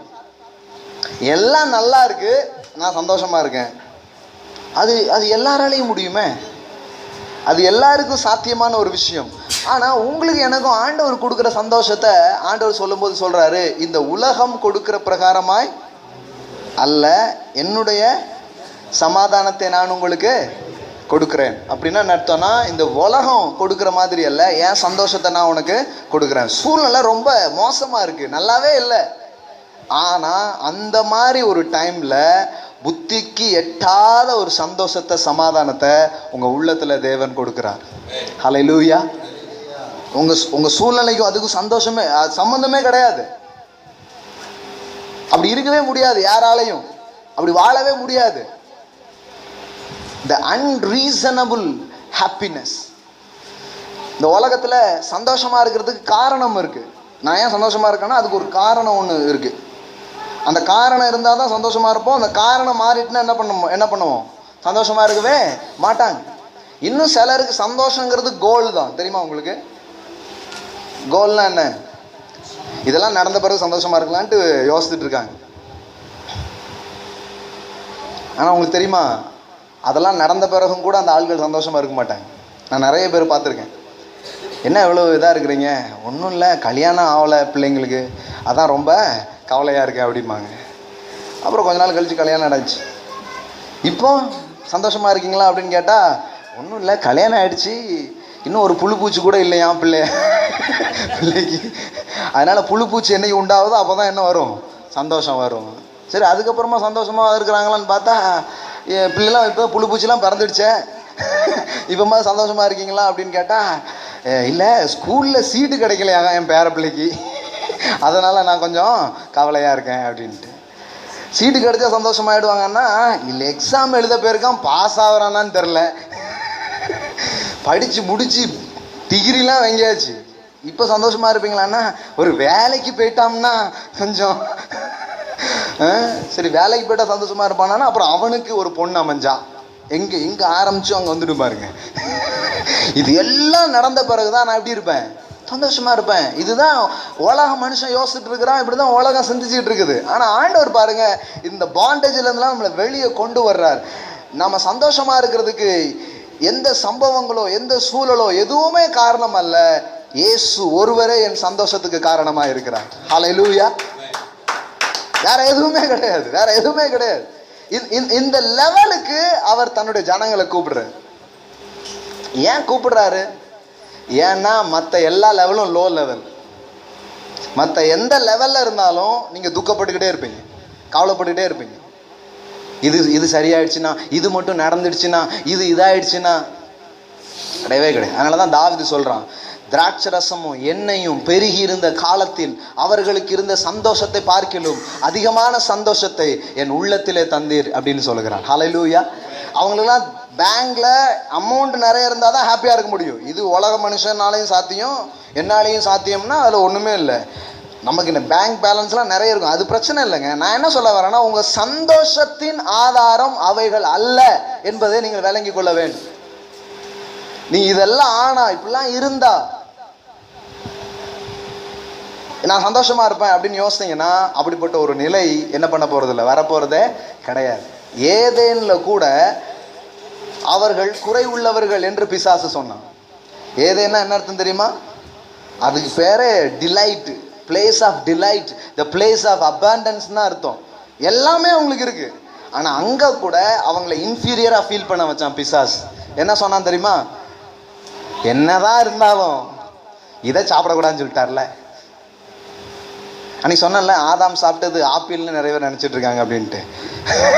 ஒரு மேகசின் வந்துச்சு போன மாசம் எங்க வீட்டுக்கு, அதுல போட்டு பாம்பு ஆப்பிள், யாரோ சொல்லியிருக்கிறாங்க ஆதாம் சாப்பிட்டது ஆப்பிள் பழம் அப்படின்ட்டு. சரி, ஏதேன்ல கூட அவங்களை எப்படி என்ன குறைய வச்சானா, என்னதான் இருந்தாலும் நமக்கு ஒன்றும் இல்லை இல்லையா அப்படின்ட்டு. உங்களை பாரு, நான் சொல்றேன், லைஃப்ல திங்ஸ்னால நீங்க சந்தோஷமானு நினைச்சீங்கன்னா சந்தோஷமாவே நீங்க ஆக போறது கிடையாது.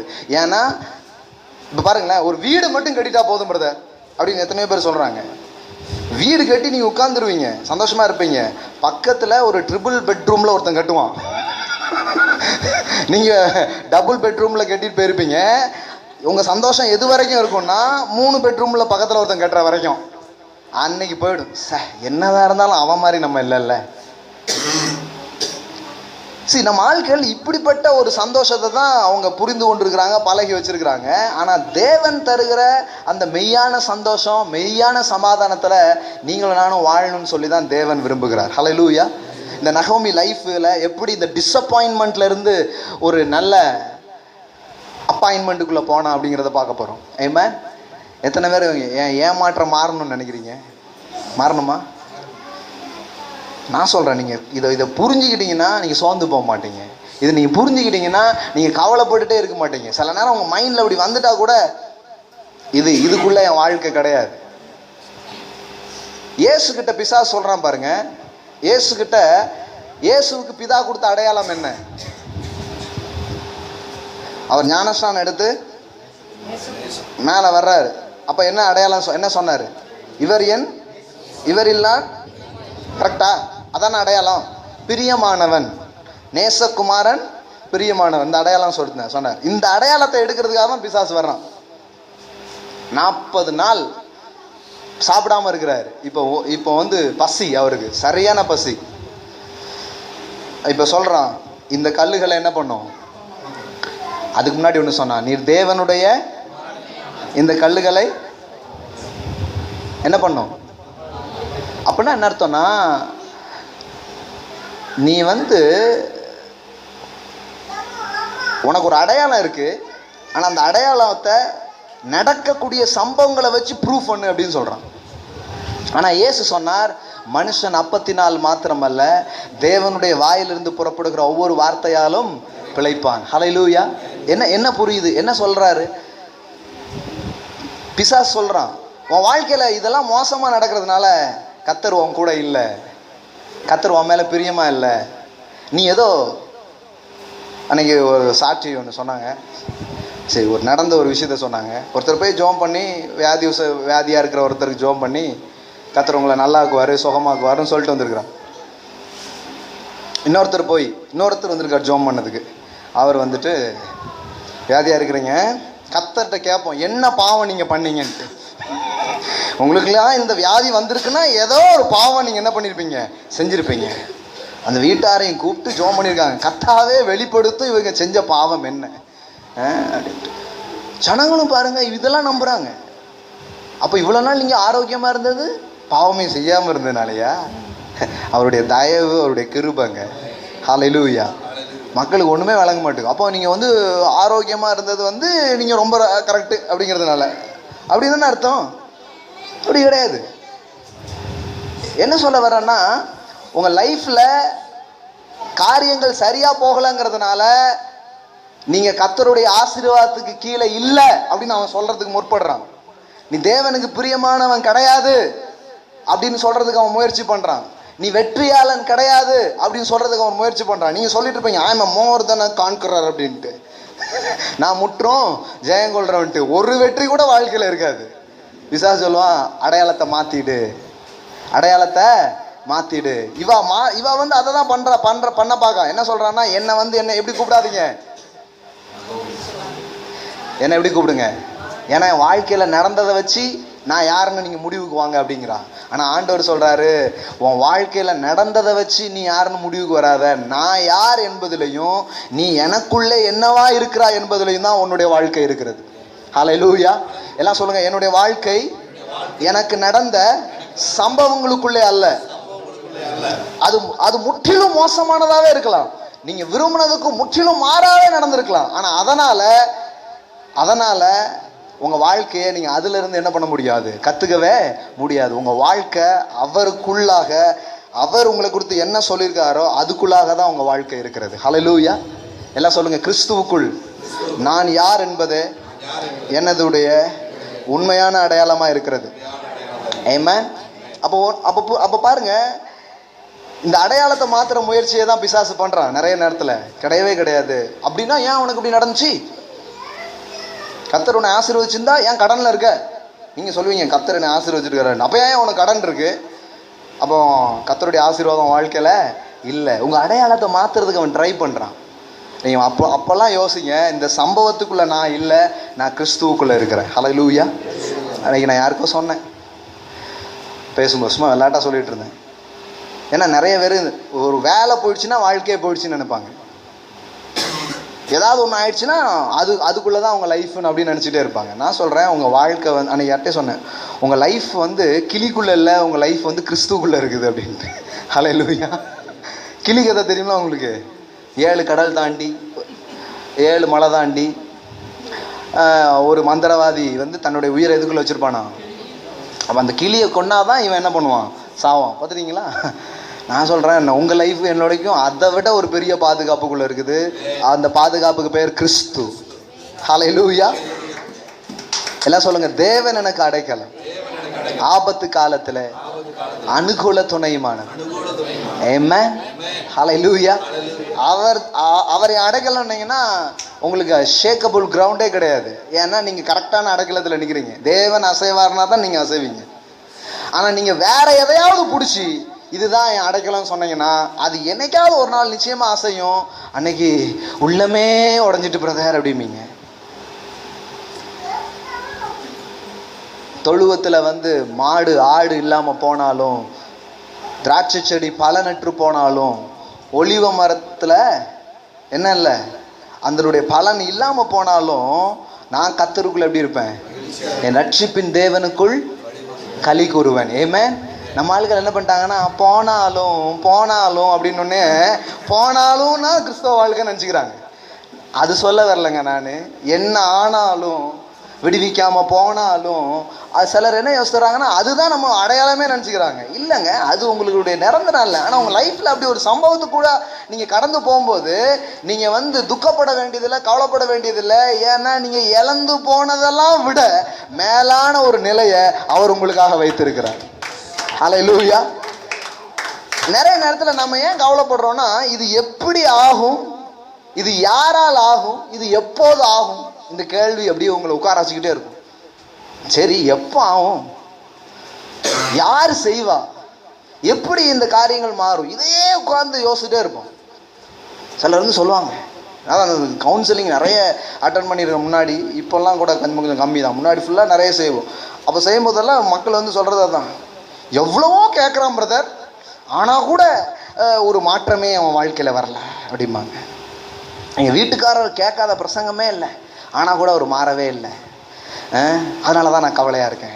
நான் தான் அவங்ககிட்ட சொல்லுவேன், நீங்கள் சந்தோஷமாக இருக்கீங்கன்னு எவ்வளோ பிரசங்கம் கேட்டிருக்கீங்க, அப்போ ஏன் நீங்கள் கவலையாக இருக்கீங்க? புரியுதா உங்களுக்கு? இவங்க ஏன் கவலையாக இருக்கிறாங்க?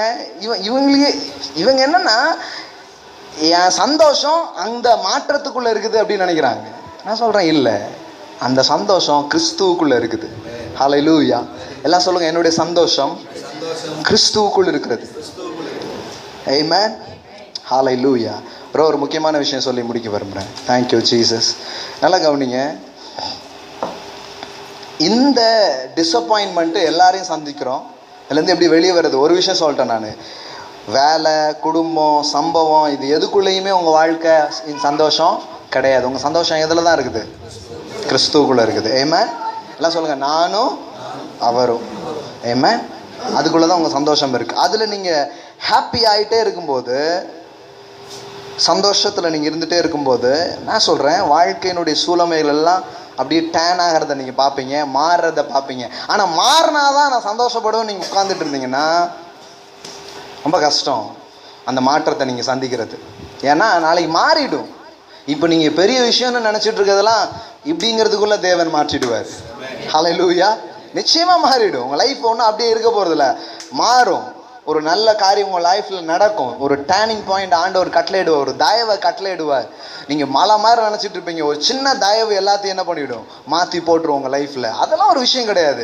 ஆனால் நீங்கள் அதில் தான் சந்தோஷமாக இருப்பீங்கன்னு நினச்சிங்கன்னா பிரச்சனை ஆகிடும். ஏன்னா நாளைக்கு அந்த விஷயத்தில் ஏதோ ஒரு சின்ன மாற்றம் வந்தோடனே நீங்கள் என்ன பண்ண ஆரம்பிச்சிடுவீங்க? நடுங்கவே உங்கள் சந்தோஷம் உங்கள் பிள்ளைங்களோ உங்கள் வேலைகளோ எதுவுமே கிடையாது. எனது சந்தோஷம் கிறிஸ்துவாக இருக்கிறார். ஹல்லேலூயா. எல்லாம் சொல்லுங்கள், அவரே என் சந்தோஷமா இருக்கிறார், அவரே எனக்கு பலனா இருக்கிறார், அவரே எனக்கு அடைக்கலமா இருக்கிறார், அவரே என் கோட்டையா இருக்கிறார். ஆமென். கர்த்தருக்குள் சந்தோஷமா இருக்கிறது தான் பைபிள் பேசிட்டு இருக்குது. நம்ம என்ன பண்ணிட்டு இருக்கிறோம்னா வேற ஏதோ ஒன்றுக்குள்ளதான் சந்தோஷம் இருக்குது அப்படின்னு யோசிச்சுட்டே இருக்கிறோம். வேற ஒன்றுலாம் தப்பே கிடையாது. இங்கே ப்ராஸ்பரிட்டியை நம்புற ஒரு சர்ச்சு இது. இங்கே அதை நிறைய நம்ம என்ன பண்ணுறோம், பேசுகிறோம். செழிப்பு பற்றி பேசுகிறோம், உயர்வை பற்றி பேசுகிறோம், வெற்றி அடைகிறத பற்றி பேசுகிறோம், எல்லாத்தையும் பேசுகிறோம். ஆனால் இது எல்லாத்துக்குள்ள என் சந்தோஷம் இல்லை, என் சந்தோஷம் இயேசுக்குள்ளே இருக்குது. ஹல்லேலூயா. இது சிம்பிள் தான், ஆனால் இதை நீங்கள் புரிஞ்சுக்கிறதுல தான் காரியமே இருக்குது. சரி, இப்போ ஒரு பெரிய டிசப்பாயின்மெண்ட்டோட வரும்பொழுது இவளுடைய அடையாளங்களையே இவ மாற்றி யோசிக்கணும்னு நினைக்கிறா. ஆனால் பாருங்க, ஆண்டவர் அவளுடைய லைஃப்பை எப்படி முடிய பண்ணுறான்னு பாருங்க. நான் வர்ஷிப் பண்ணும்போது ஒன்று சொன்னேன், உங்கள் லைஃப்பில் ஆண்டவர் எதை துவங்கினாரோ அதை அவர் முடிப்பார். ஹல்லேலூயா. எல்லாம் சொல்லுங்கள், என்னிலே அவர் துவங்கினதை முடிக்க அவர் வல்லவராக இருக்கிறார். ஹல்லேலூயா. ஒரு நாளும் துக்கத்திலையும் சோகத்திலையும் உங்கள் வாழ்க்கை முடியாது. ஏன்னா நீதிமானின் முடிவு சமாதானமே என்று தேவனுடைய வார்த்தை சொல்லியிருக்கிறது. Hallelujah. Just wait my friend, just wait. நம்மளால ஏன் வெயிட் பண்ண முடியலைன்னா நம்ம அதில் தான் நம்ம சந்தோஷப்பட முடியும்னு நினைக்கிறோம். அதனால தான் நம்மளால வெயிட் பண்ண முடியல. ஒரு டிராயிங் ஆர்டிஸ்ட் டிராயிங் பண்ணும்போது நீங்கள் உட்காந்து பார்த்துருக்கீங்களா? யாராவது படம் வரைகிறத உட்காந்து பார்த்துருக்கீங்களா? பார்த்துருக்கீங்களா? டிவியில் பார்த்துருக்கீங்களா? நீங்கள் யோசிச்சுட்டுப்பீங்க, இது வந்து இப்போ வந்து இலை இலை இலை அப்படிம்பீங்க. கடைசியில் பார்த்தா யானை காதாக இருக்கும். அது ஐயோ இலைன்னு நினச்சோம், யானை காதாக இருக்க அப்படின்ட்டு யானை காதுன்னு சொல்லிட்டு இருப்பீங்க. கடைசியில் பார்த்தா வேற ஏதோ ஒரு பூ மாதிரி அவர் என்ன பண்ணிவிடுவார், வரைஞ்சிடுவார். சரி, நம்ம ஆட்கள் என்ன ஆகிடுவாங்கன்னா, ஒன்றும் இல்லை, இவர் வந்து ஒரு நல்ல ஓவியர், இவர் ஒரு நல்ல படம் என்ன பண்ணுவார், வரைவார்னு அந்த ஓவியரை ட்ரஸ்ட் பண்ணாலே போதும், நல்ல பிக்சர் என்ன பண்ணிவிடும், வந்துடும். வாழ்க்கையே அப்படிதான். ஆண்டவர் வந்து சூப்பராக டிசைன் பண்ணி அழகா எல்லாத்தையும் எடுத்து போயிட்டே இருக்கிறார். ஆனால் நாம ஏன் சோர்ந்து போறோம்னா, நம்ம எதிர்பார்த்த விதத்தில் தேவன் ஒன்றை செய்யணும்னு நினைக்கிறோம். அதனால தான் நம்ம சோர்ந்து போயிடுறோம். கண்மலைய வாட்டி நான் பேசினேன், என்ன வந்துச்சு, தண்ணி வந்துச்சு. அடுத்த வாட்டி ஆண்டவர் சொன்னாரு, இப்போ என்ன பண்ணாத, வாட்டி அடிக்க சொன்னாரா? அடிக்க சொன்னார், தண்ணி வந்துடுச்சு, பரவாயில்ல. அடுத்த வாட்டி, ரெண்டாவது வாட்டி இவன் என்ன பண்ணிட்டான், இவர் சொல்லுவார், வாட்டி எப்படி அடிச்சு போய் தான் தண்ணி. ஆண்டவரை விட்டுட்டு மெத்தடை பிடிச்சிட்டான். Method is good my friend, the principles are good. ஆனால் நம்ம என்ன பண்ணுறோம்னா, ஆண்டவரை விட்டுட்டு மெத்தடை பிடிச்சிக்கிறோம். மெத்தட் புரியுதா உங்களுக்கு? வழிமுறைகளை நாம் வைத்து விட்டு ஆண்டவரை விட்டுருந்தோம். எல்லா விஷயங்கள்லையும் ஏன் நடக்க மாட்டேங்குது தெரியுமா? நாம் வெறும் வழிமுறைகளை பிடிச்சிட்டு இருக்கிறோமே தவிர ஆண்டவரை விட்டுருந்தோம். மெத்தட்ஸ். இப்போ இவன் வந்து வாட்டி அடிச்சதுனால தண்ணி வந்துச்சு. இப்போ நான் என்ன பண்ண போகிறேன், கண்மலையை பார்த்து பேச போகிறதில்ல, என்ன பண்ண போகிறேன், அடித்தான், தண்ணி வந்துச்சா வரலையா? தண்ணி வந்துச்சு. தண்ணி வராமலாம் இல்லை, தண்ணி வந்துச்சு. எப்போவுமே தெரிஞ்சுக்கோங்க, விளைவுகளை வைத்து முறை சரி என்று என்ன பண்ண முடியாது, சொல்லவே முடியாது. ரிசல்ட் வந்துடுச்சுனால எல்லாம் கரெக்ட் அப்படின்னு அர்த்தம் கிடையாது. நல்லா கவனிங்க, என்ன சொல்ல வர்றேன்னா, ஏன் டிசப்பாயின்மெண்ட்னா, நீங்கள் எதிர்பார்த்த விதத்தில் எதிர்பார்த்த நேரத்தில் காரியங்கள் நடக்காவிட்டால் நாம் சோர்ந்து போகிறோம். ஆனால் நான் சொல்கிறேன், காரியங்கள் எப்படி நடக்கும்னா, நீங்கள் எதிர்பார்த்திராத விதத்தில், நீங்கள் யோசித்திராத ஒரு டைமுக்கு முன்னாடியே கூட தேவன் காரியங்களை செய்கிற தேவனாக இருக்கிறார். ஹல்லேலூயா. இந்த சம்பவத்தை நாம் எப்படி முடியுதுன்னு பாருங்க. இந்த சம்பவம் ஆரம்பிக்கும் போது டெத்தில் ஆரம்பிக்குது, கரெக்டா? செத்தான்னு ஆரம்பிக்குது. ஆனால் இந்த புக்கினுடைய க்ளோஸ் பேஜ் பார்த்தீங்கன்னா, அவனை பெற்றான், இவனை பெற்றான். அதாவது மரணத்தில் ஆரம்பிக்குது, பிறப்பிலே முடிகிறது. ஹல்லேலூயா. எல்லாம் சொல்லுங்க, என் வாழ்க்கை நன்மையாக முடியும், சமாதானமாக முடியும், என்னுடைய முடிவு சமாதானமே. ஹல்லேலூயா. அவரே என்னுடைய சமாதானமாக இருக்கிறார். ஆமென். இப்போ இது புரிஞ்சுட்டீங்கன்னா நீங்கள் அன்ஷேக்கபிள் கிரவுண்டில் நிற்கிறீங்க. நீங்கள் அது நடக்கணும், இது நடக்கணும், இதெல்லாம் அப்படி இருக்கணும். கிறிஸ்து என்னுடைய சந்தோஷத்தின் ஆதாரமாக இருக்கிறார். அவர் மாறாதவர், ஆகையால் என் சந்தோஷங்களும் மாறாதவைகளாக இருக்கிறது. ஹல்லேலூயா. இது வந்து இப்போ நான் உங்களுக்கு பேசுகிறேன்னா, இது வந்து ஃபுல்லாகவே நடந்துடுச்சுன்னு சொல்லலை. ஆனால் இதுதான் அவர் நம்மளை கூப்பிடுற நிலை. இதுக்குள்ளே நம்ம போக முடியும். You can travel it. இதுக்குள்ளே நாம் பயணிக்க முடியுங்கிறது தான் உண்மை. ஆனால் எவ்வளோ சீக்கிரம் இப்படி பயணிக்கிறோமோ அவ்வளோ நல்லது. அவ்வளோ வாழ்க்கையை சந்தோஷமாக வாழ முடியும், வாழ்க்கையை ரொம்ப மேலான நிலையில் வாழ முடியும். சரி, இந்த டிஸப்பாயின்மெண்ட்டான சூழ்நிலை நடுவில் நீங்கள் என்ன செய்யணும் அப்படின்னு சொல்ல விரும்புகிறேன். இப்படி ஆயிடுச்சு நகமியுடைய லைஃபு. இப்போ அவளை பற்றி யோசித்து கவலைப்பட்டு பல காரியங்கள் இருக்குது. இப்போ ரூத் வந்த உடனே ரூத்துக்கிட்ட சொல்கிறா, நீ போய் வெறி ரூத்துக்கு நிறைய காரியங்கள் என்ன பண்ணுறான், சொல்லி கொடுக்குறா.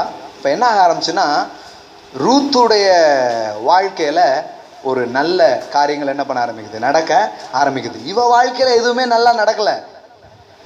ஆனால் அப்படி நல்லா நடக்காத அந்த சூழ்நிலையில் நடுவில் ரூத்துக்கு இவ கைட் பண்ணுறா. இவ கைட் பண்ணும்போது ரூத்துக்கு எல்லாமே நல்லா போகுது. கவனிக்கிறீங்களா நீங்கள்? சில நேரம் நம்ம லைஃப்பில் இதை எக்ஸ்பீரியன்ஸ் பண்ணுறோம். என்ன பண்ணுறோன்னா, நமக்கு சில விஷயம் ஒர்க் அவுட்டே ஆகாது, ஆனால் இன்னொருத்தருக்கு சொல்லியிருப்போம், அவருக்கு ஒர்க் அவுட் ஆகிருக்கும். அந்த மாதிரி எக்ஸ்பீரியன்ஸ் அனுபவிச்சிருக்கீங்களா?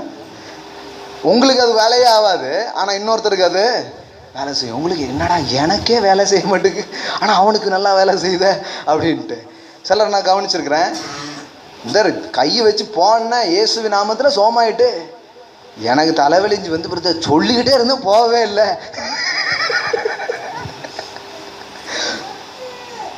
மற்றவங்களுக்கு கிட்னி கூட சரியாயிருக்கும், ஆனால் இவனுக்கு பார்த்தீங்கன்னா சின்ன தலைவலி கூட என்னவா ஆயிடுது, தெரியாமல் இருக்கும். என்னடா ஏன் இப்படி அப்படின்ட்டு ஒரு இதாக இருக்குது. சரி, நல்லா கவனிங்க.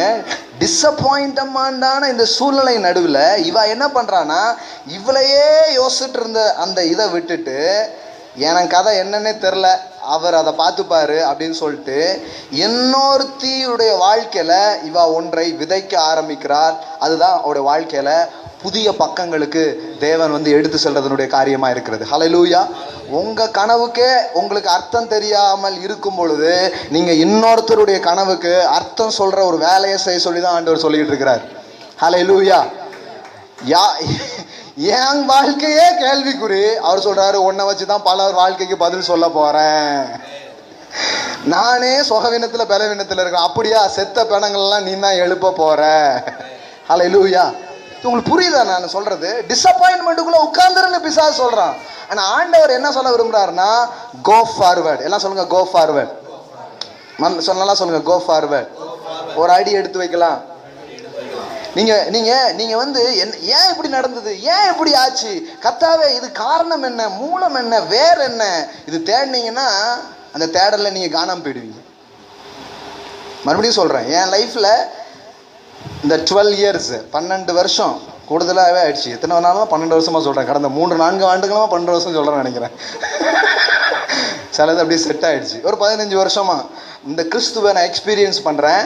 அப்படி வர்ற இதில் எனக்கு இன்னும் நிறைய கேள்விகள் இருக்க தான் செய்யுது.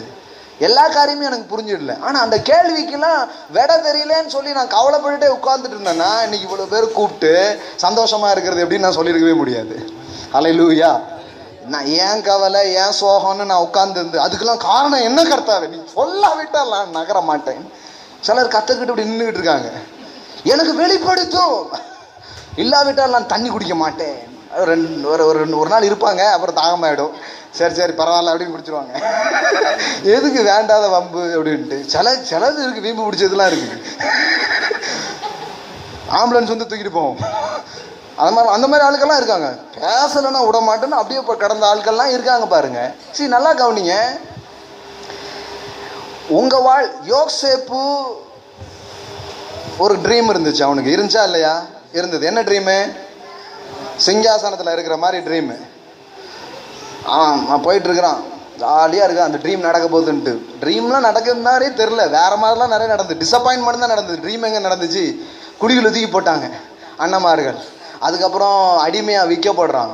அங்கே போனால் கொஞ்சம் உயர்வு வர்ற மாதிரி இருக்கு. அப்பா ஆரம்பிச்சுட்டான், நல்ல காலம் நினச்சிட்டு இருந்தான். தப்பா சொல்லி ஜெயிலு தூக்கி போட்டான். ஐயோ, என் சந்தோஷம் நினைக்கவே இல்லையே, இந்த இதில் ரொம்ப நல்லா ஆகிடுவேன்னு நினச்சேன்னு பார்த்தா ஜெயிலுக்குள்ள கிடக்கான். செய்யாத தப்புக்காக. ஏன் வந்தேன் எதுக்கு வந்தேன்னு தெரியல. ஓ, சிங்காசனங்கிற சிறைங்கிறத தான் சிங்காசனம்னு பார்த்துட்டோமோ, சாம்பார் சாப்பிட்ட தூக்கத்தில் கணக்கத்தில் அப்படின்ட்டு. புரியுதா உங்களுக்கு? சில நேரம் மற்றவங்க தீர்மானத்தை பற்றி நீங்கள் கேட்பீங்க, நீங்கள் பதில் சொல்லுவீங்க. ஆனால் உங்கள் தீர்மானத்தை பற்றி உங்களுக்கு கேள்வியாக இருக்கும். ஏன் இப்படி இருக்குது? நீங்கள் அதாவது பிரதர் நீங்கள் எப்படி பண்ணியிருக்கணும்னா அப்படிம்பீங்க. ஆமாம் பிரதர்லாம் அங்கே ரொம்ப கரெக்டாக பண்ணிட்டாரு. புரியுதானே உங்களுக்கு சொல்கிறது? சிஸ்டர் நீங்கள் எப்படி செய்யணும்னா நிறைய சொல்லுவோம். ஆனால் இங்கே சிஸ்டருடைய இதே பெரிய கதையாக இருக்கும். அந்த மாதிரி இருக்கும் லைஃபு. ஆனால் இந்த நேரத்தில் ஜெயிலுக்குள்ளே அவன் இருக்கிறான். 2 பேர் அந்த ஜெயிலுக்குள்ளே சோகமாக இருக்காங்க, துக்கமாக இருக்கிறாங்க. ஏன்? 2 பேர் கனவை பார்த்துருக்கான். எப்படியோ துக்கமாக இருக்குன்னு முடிவு பண்ணிட்டாங்க பாருங்க. கனவுக்கு அர்த்தமே தெரில, ஆனால் 2 பேருமே சோகமாக தான் இருக்காங்க. ஆனால் ஒருத்தன் சோகமாக இருந்ததில் கூட நியாயம் இருக்குது. இன்னொருத்தன் ப்ரொமோஷன் வர்ற கனவு வந்திருக்கு, ஆனால் கூட அவன் இப்படி தான் இருக்கான். ஏன்னா வாழ்க்கையில் சோகமாக இருக்குங்கிறது சொல்லித்தராத ஒரு விதி மாதிரி நம்ம எல்லாரும் வச்சுக்கிட்டு இருக்கோம். அது என்னமோ தெரியல, கொஞ்சம் அப்படி இருந்துட்டா நல்லாயிரும் அப்படின்ட்டு. தேவையில்லை. அதாவது காரணமே இல்லாமல் சோகமாக இருப்போமா? காரணமே இல்லாமல் ஏன் சந்தோஷமாக இருக்கக்கூடாது? நம்ம கவலைப்படுறதுக்கு மட்டும் காரணமே இல்லை நிறைய நேரத்தில். அதாவது பிரதர் நான் ரொம்ப எல்லாம் நல்லா போயிட்டு இருக்குங்கிற கவலையாக இருக்கு எனக்கு. ஏதோ தப்பாக போயிட்டு இருக்கணும், ஏன்னா எல்லாம் நல்லா போயிட்டு இருக்கேன். இப்படி கவலைப்படுற ஆட்கள் நான் பார்த்துருக்குறேன் நான். சரி, நல்லா கவனிங்க. அவனுக்கே ஏன் இங்கே வந்தோம், ஏன் அப்படி நடக்குங்கிறதுக்கு பதிலே தெரில. அந்த நேரத்தில் இவன் அந்த ஜெயிலில் வர்றான். 2 பேர் உட்காந்துருக்காங்க சோகமா. உங்கள் முகம் துக்கமாக இருக்கிறது என்ன? எல்லாம் படத்தில் பார்த்து கேளுங்க. உங்கள் முகம் துக்கமாக இருக்கிறது என்ன? உங்கள் முகம். சரி, நல்லா கவனிங்க. இவன் கதை என்ன கதை? சோக கதை. இப்படிதான் நல்லதுக்கே காலம் இல்லை. இந்த அம்மா வந்து என்ன தப்பா கூப்பிட்டா நான் வரமாட்டேன்ட்டேன், என்ன இப்படி அநியாயமா கொண்டு வந்து போட்டா, நல்லதுக்கு தான் காலம் இல்லை. பரிசுத்தமா வாழ முயற்சி பண்ண பிரதர், நான் ஒன்றும் பாவம் செய்ய முயற்சி பண்ணல. நிறைய பேர் சொல்ற கதையை நான் கேட்டிருக்கிறேன். அவன் நல்லா தான் இருக்கான் பாவம் செய்யறவன், நான் பரிசுத்தமா இருக்கதான் முயற்சி பண்ண பிரதர். யார் கண்ணு வச்சாங்கன்னு தெரியல பிரதர், என்ன பண்ணிட்டாங்க இங்க வந்துட்டேன் பிரதர், எதையாவது சொல்றாங்க நம்ம ஆட்கள், நமக்கு சம்மந்தமே கிடையாது கண்ணு வைக்கிறதுக்கு, அதுக்கும் ஏதாவது சொல்லிடுவாங்க இதான் அப்படி ஆயிடுச்சு அப்படின்ட்டு. ஆனா இவன் யோசித்து பாருங்க, இவன் பிரச்சனையே யோசிச்சுட்டு இருந்தா வாழ்நாள்லாம் யோசிச்சுட்டு இருக்கலாமா கூடாதா? ஏன் அண்ணன் தம்பி என்னை ஏசினாங்க, எதுக்கு என் ட்ரெஸ்ஸை வந்து கழட்டி விட்டு என்னை வித்தாங்க, கத்தர் வந்து இப்படித்தான் கனவு காட்டி ஆசை காட்டி மோசம் காட்டுவாரா அப்படின்னு கத்தரை பற்றி கேள்வி கேட்டுக்கிட்டே உட்காரலாம், வாழ்க்கையை பற்றி கேள்வி கேட்டே உட்காரலாமா கூடாதாங்க? உட்காரலாம். ஆனால் அவன் என்ன பண்ணுறான்னா தெரியல. என் லைஃப்பில் நான் ஒரு விஷயம் தெரிஞ்சுக்கிட்டேன், சில விஷயம் எனக்கு தெரியல, ஆனால் ஒன்று எனக்கு தெரியும், அவர் நல்லவர் அப்படிங்கிறது மட்டும் எனக்கு தெரியும். ஹல்லேலூயா. என்னை அழைத்தவர் உண்மையுள்ளவர். This is a true my friend. எல்லா கேள்விக்கும் எனக்கு பதில் தெரில. சில காரியம் விரும்பத்தகாத காரியங்கள்லாம் சம்டைம்ஸ் நடந்திருக்கு, தெரில ஏன் அப்படின்னு தெரில. நிறைய காரியங்கள்லாம் இவ்வளவு தெரியுது ஏன் அப்படி நடந்தது தெரில. ஆனால் ஒன்று எனக்கு தெரியும், இந்த எல்லா காரியத்தையும் லைஃப்ல நடக்கிற எல்லா சம்பவங்களையும் ஆண்டவர் எப்படி மாத்துறாருங்கிறதான் உங்களுக்கு நான் சொல்ல போறேன். நல்லா கவனிங்க. இவன் கேட்குறான் உங்க முகம் துக்கமா இருக்கிறது என்ன அப்படின்ட்டு. அவங்க கனவுகளுக்கு இவன் என்ன பண்றான், பதில் சொல்றான். இவன் கனவுக்கே பதில் தெரில. கவனிக்கிறீங்களா? இவன் கனவுக்கே சிலரால ஏன் எழும்ப முடியலன்னா வாழ்க்கைன்னு சொல்ல இருந்துட்டு டக்குன்னு ஒரு கண்டம்னேஷன் வருது. ஆமா உன் வாழ்க்கை எப்படி இருக்கான், ஆமா ஐயா ரொம்ப தானிய வெற்றிகரமா ஆயிட்டாரு, இப்படி ஒரு வார்த்தை வந்தோன்னு நம்ம உட்கார்ந்துடுறோம். சார் என்கிட்ட ஒண்ணுமே இல்லையே, என்கிட்ட சொல்றதுக்கு ஒண்ணுமே இல்லை, என் வாழ்க்கை கேள்வியா இருந்தாலும் கத்தர் நல்லதுங்கிறத நான் சொல்ல போறேன் அப்படின்னு நீங்க ஒரு முடிவு எடுத்தீங்கன்னா நான் சொல்றேன் அந்த விதை மிகப்பெரிய அறுவடை உங்க வாழ்க்கையில கொண்டு வர ஆரம்பிக்கும். ஹல்லேலூயா. இது அதைத்தான் அவன் பண்றான். அந்த கனவுக்கு அர்த்தம் சொல்றான். என்ன நடக்குதுன்னு சொன்னா இவன் போகும்போது ரெக்கமெண்ட் பண்ணி விடுறான், நீங்க போனோன்னா என்ன பண்ணிக்கோ நான் வச்சுக்கோன்ட்டு. அவன் மறந்துட்டான். டிசப்பாயின்மெண்ட் இல்லையா? புரியுதா உங்களுக்கு? உதவி செய், மறுபடியும் ஒரு முயற்சி எடுத்து பார்க்கான். பிரதர் நான் அப்படிதான் எழும்பி வந்தேன் பிரதர், மறுபடியும் உட்கார்ந்துட்டேன் பிரதர், மறுபடியும் எழும்புங்க. ஹல்லேலூயா. பக்கத்துல சொல்லுங்க மறுபடியும் எழும்புங்க. Go forward. ஆண்டவர் எனக்கு என்னங்க சொல்ல விரும்புறாரு, இன்னும் முன்னாடி வான்னு சொல்றாரு. நீ பின்னாடி போறத நான் விரும்பல, நீ இன்னும் முன்னாடி வான்னு சொல்றாரு. அதுதான் ஆண்டவருடைய வார்த்தை, வேற ஒண்ணுமே கிடையாது. அந்த காரியங்கள்லாம் பத்தி கவலைப்பட்டு இருக்கிறாத, ஒரி பண்ணிட்டு உட்கார்ந்துட்டு இருக்காத. Come forward. நான் அதை எப்படி மாத்துறேங்கிறத வந்து பாரு, நான் உனக்கு என்ன செய்யறேங்கிறத நான் உனக்கு காண்பிப்பேன்னு சொல்றாரு. அப்ப பாருங்க அவனும் மறந்துட்டான் சார் அப்படின்னு சோகப்பட்டு உட்கார்ல. இவன் என்னெல்லாமோ பண்ணிட்டு இருந்திருக்கிறான் தொடர்ந்து. ஆனா கடைசியில பாத்தீங்கன்னா ஒரு ட்ரீம் வருது. 2 வருஷத்துக்கு அப்புறம் அந்த கனவு கண்டவன் மூலமாக அவன் சிறையில் இருந்து சிங்காசனம் செல்லுகிற ஒரு வாய்ப்பை தேவன் அவனுக்கு உண்டாக்கினார். ஹல்லேலூயா. எல்லாம் சொல்லுங்க, சிறையில் இருந்து சிங்காசனம். ஒரு உயர்விலிருந்து சிறைக்குள்ள போனா, திருப்பி சிறையில இருந்து சிங்காசனம் போனா, இதெல்லாம் லைஃப்ல இஸ் ஹேப்பனிங். எல்லாம் சொல்லுங்க இஸ் ஹேப்பனிங். இந்த ஹேப்பனிங் திங்ஸ்க்குள்ள உங்க ஹாப்பினஸ் இல்ல. லைஃப் ஹேப்பனிங்குள்ள யுவர் ஹாப்பினஸ் இல்ல. உங்க ஹாப்பினஸ் அவருக்குள்ள இருக்குது. ஹல்லேலூயா. அதனாலதான் சொல்றான், மலைகள் நிலை பெயர்ந்தாலும் பர்வதங்கள் இருந்தாலும் யுத்தம்லாம் நடக்குது. அந்த சங்கீதம் வாசித்து பார்த்துருக்கீங்களா? யுத்தம்லாம் நடக்குது, என்னெல்லாமோ நடக்குது. ஆனா ஒரு நதி உண்டு, அது எனக்குள்ள பாய்ந்து கொண்டு இருக்கிறது, அது என்னை சந்தோஷிப்பிக்கும் என்று சொல்லப்பட்டிருக்கிறது. ஹல்லேலூயா. எல்லாம் சொல்லுங்க, எனக்குள்ள ஒரு நதி ஓடுது, அது யுத்தங்கள் நடுவிலையும் என்னை சந்தோஷமா இருக்க வைக்கும். ஹல்லேலூயா. தெரியல ஏன் அப்படின்னு தெரியல, இவளுக்கு தெரியல, நகோமிக்கு தெரியல என்ன ஆச்சு, நான் கரெக்டா முடிவெடுத்தனா தப்பா முடிவெடுத்தனா, இங்க இருந்தா என்ன இருந்திருக்கும், அங்க போனதுனால எப்படி ஆயிடுச்சா தெரியல. ஆனா ரூத்துக்கு சில விஷயத்த சொல்லி கொடுக்குறா, அது அவளுக்கு வேலை செய்து அவ என்ன ஆயிட்டானா அவ வாழ்க்கை நல்லா ஆயிடுச்சு, அவ வாழ்க்கை மேன்மையானுச்சு. கடைசியில ஒன்று சொல்லி முடிக்கிறேன் பாருங்க, என்ன என்ன அவ லைஃப் எப்படி முடியுது பாருங்க.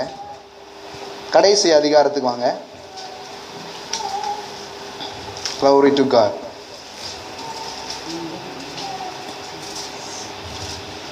கடைசி அதிகாரம் எடுத்துக்கோங்க.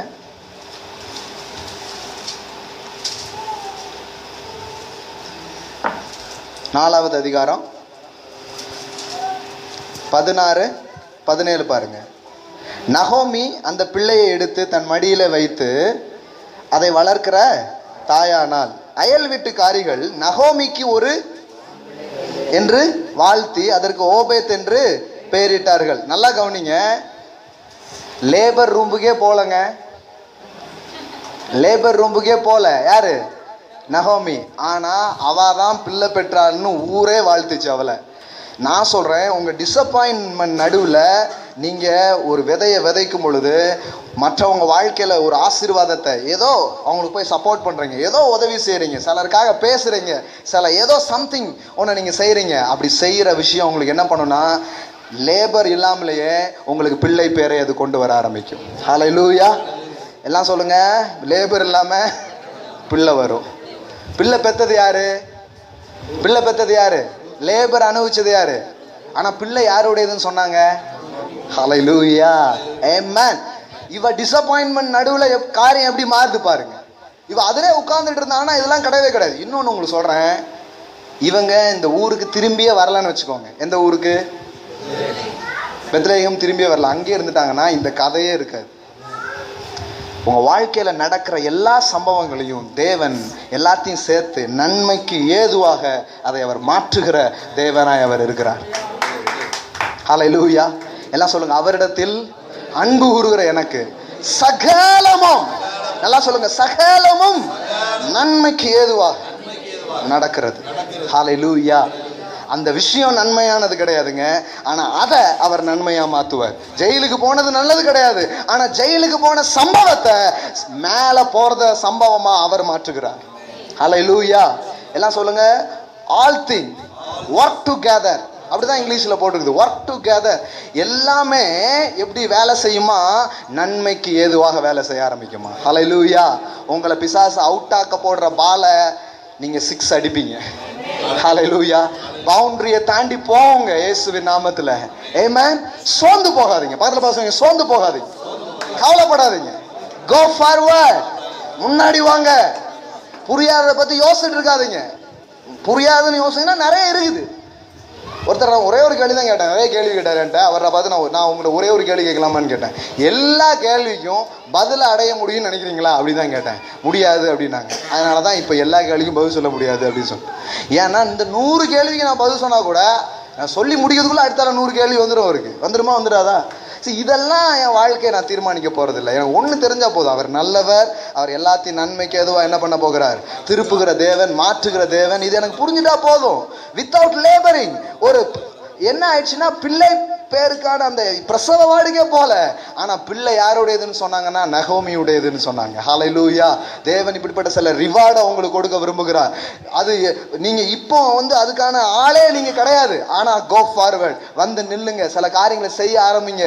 தேவனுக்கு என்ன சில காரியங்களை பண்ணுங்க, சிலரை உற்சாகப்படுத்துங்க, சிலருக்காக பேசுங்க. ஆண்டவர் உங்ககிட்ட என்ன சொல்றாரோ அதை செய்யுங்க. அந்த விதைய அவர் மேன்மையான விளைச்சலாக உங்களுக்கு மாற்றி தருவார். ஹல்லேலூயா. ஒரு நாள் அதை சாதிச்சிருப்பாங்க, அவங்க பேர் கூட வராது, ஆனா உங்க பேர் வரும்.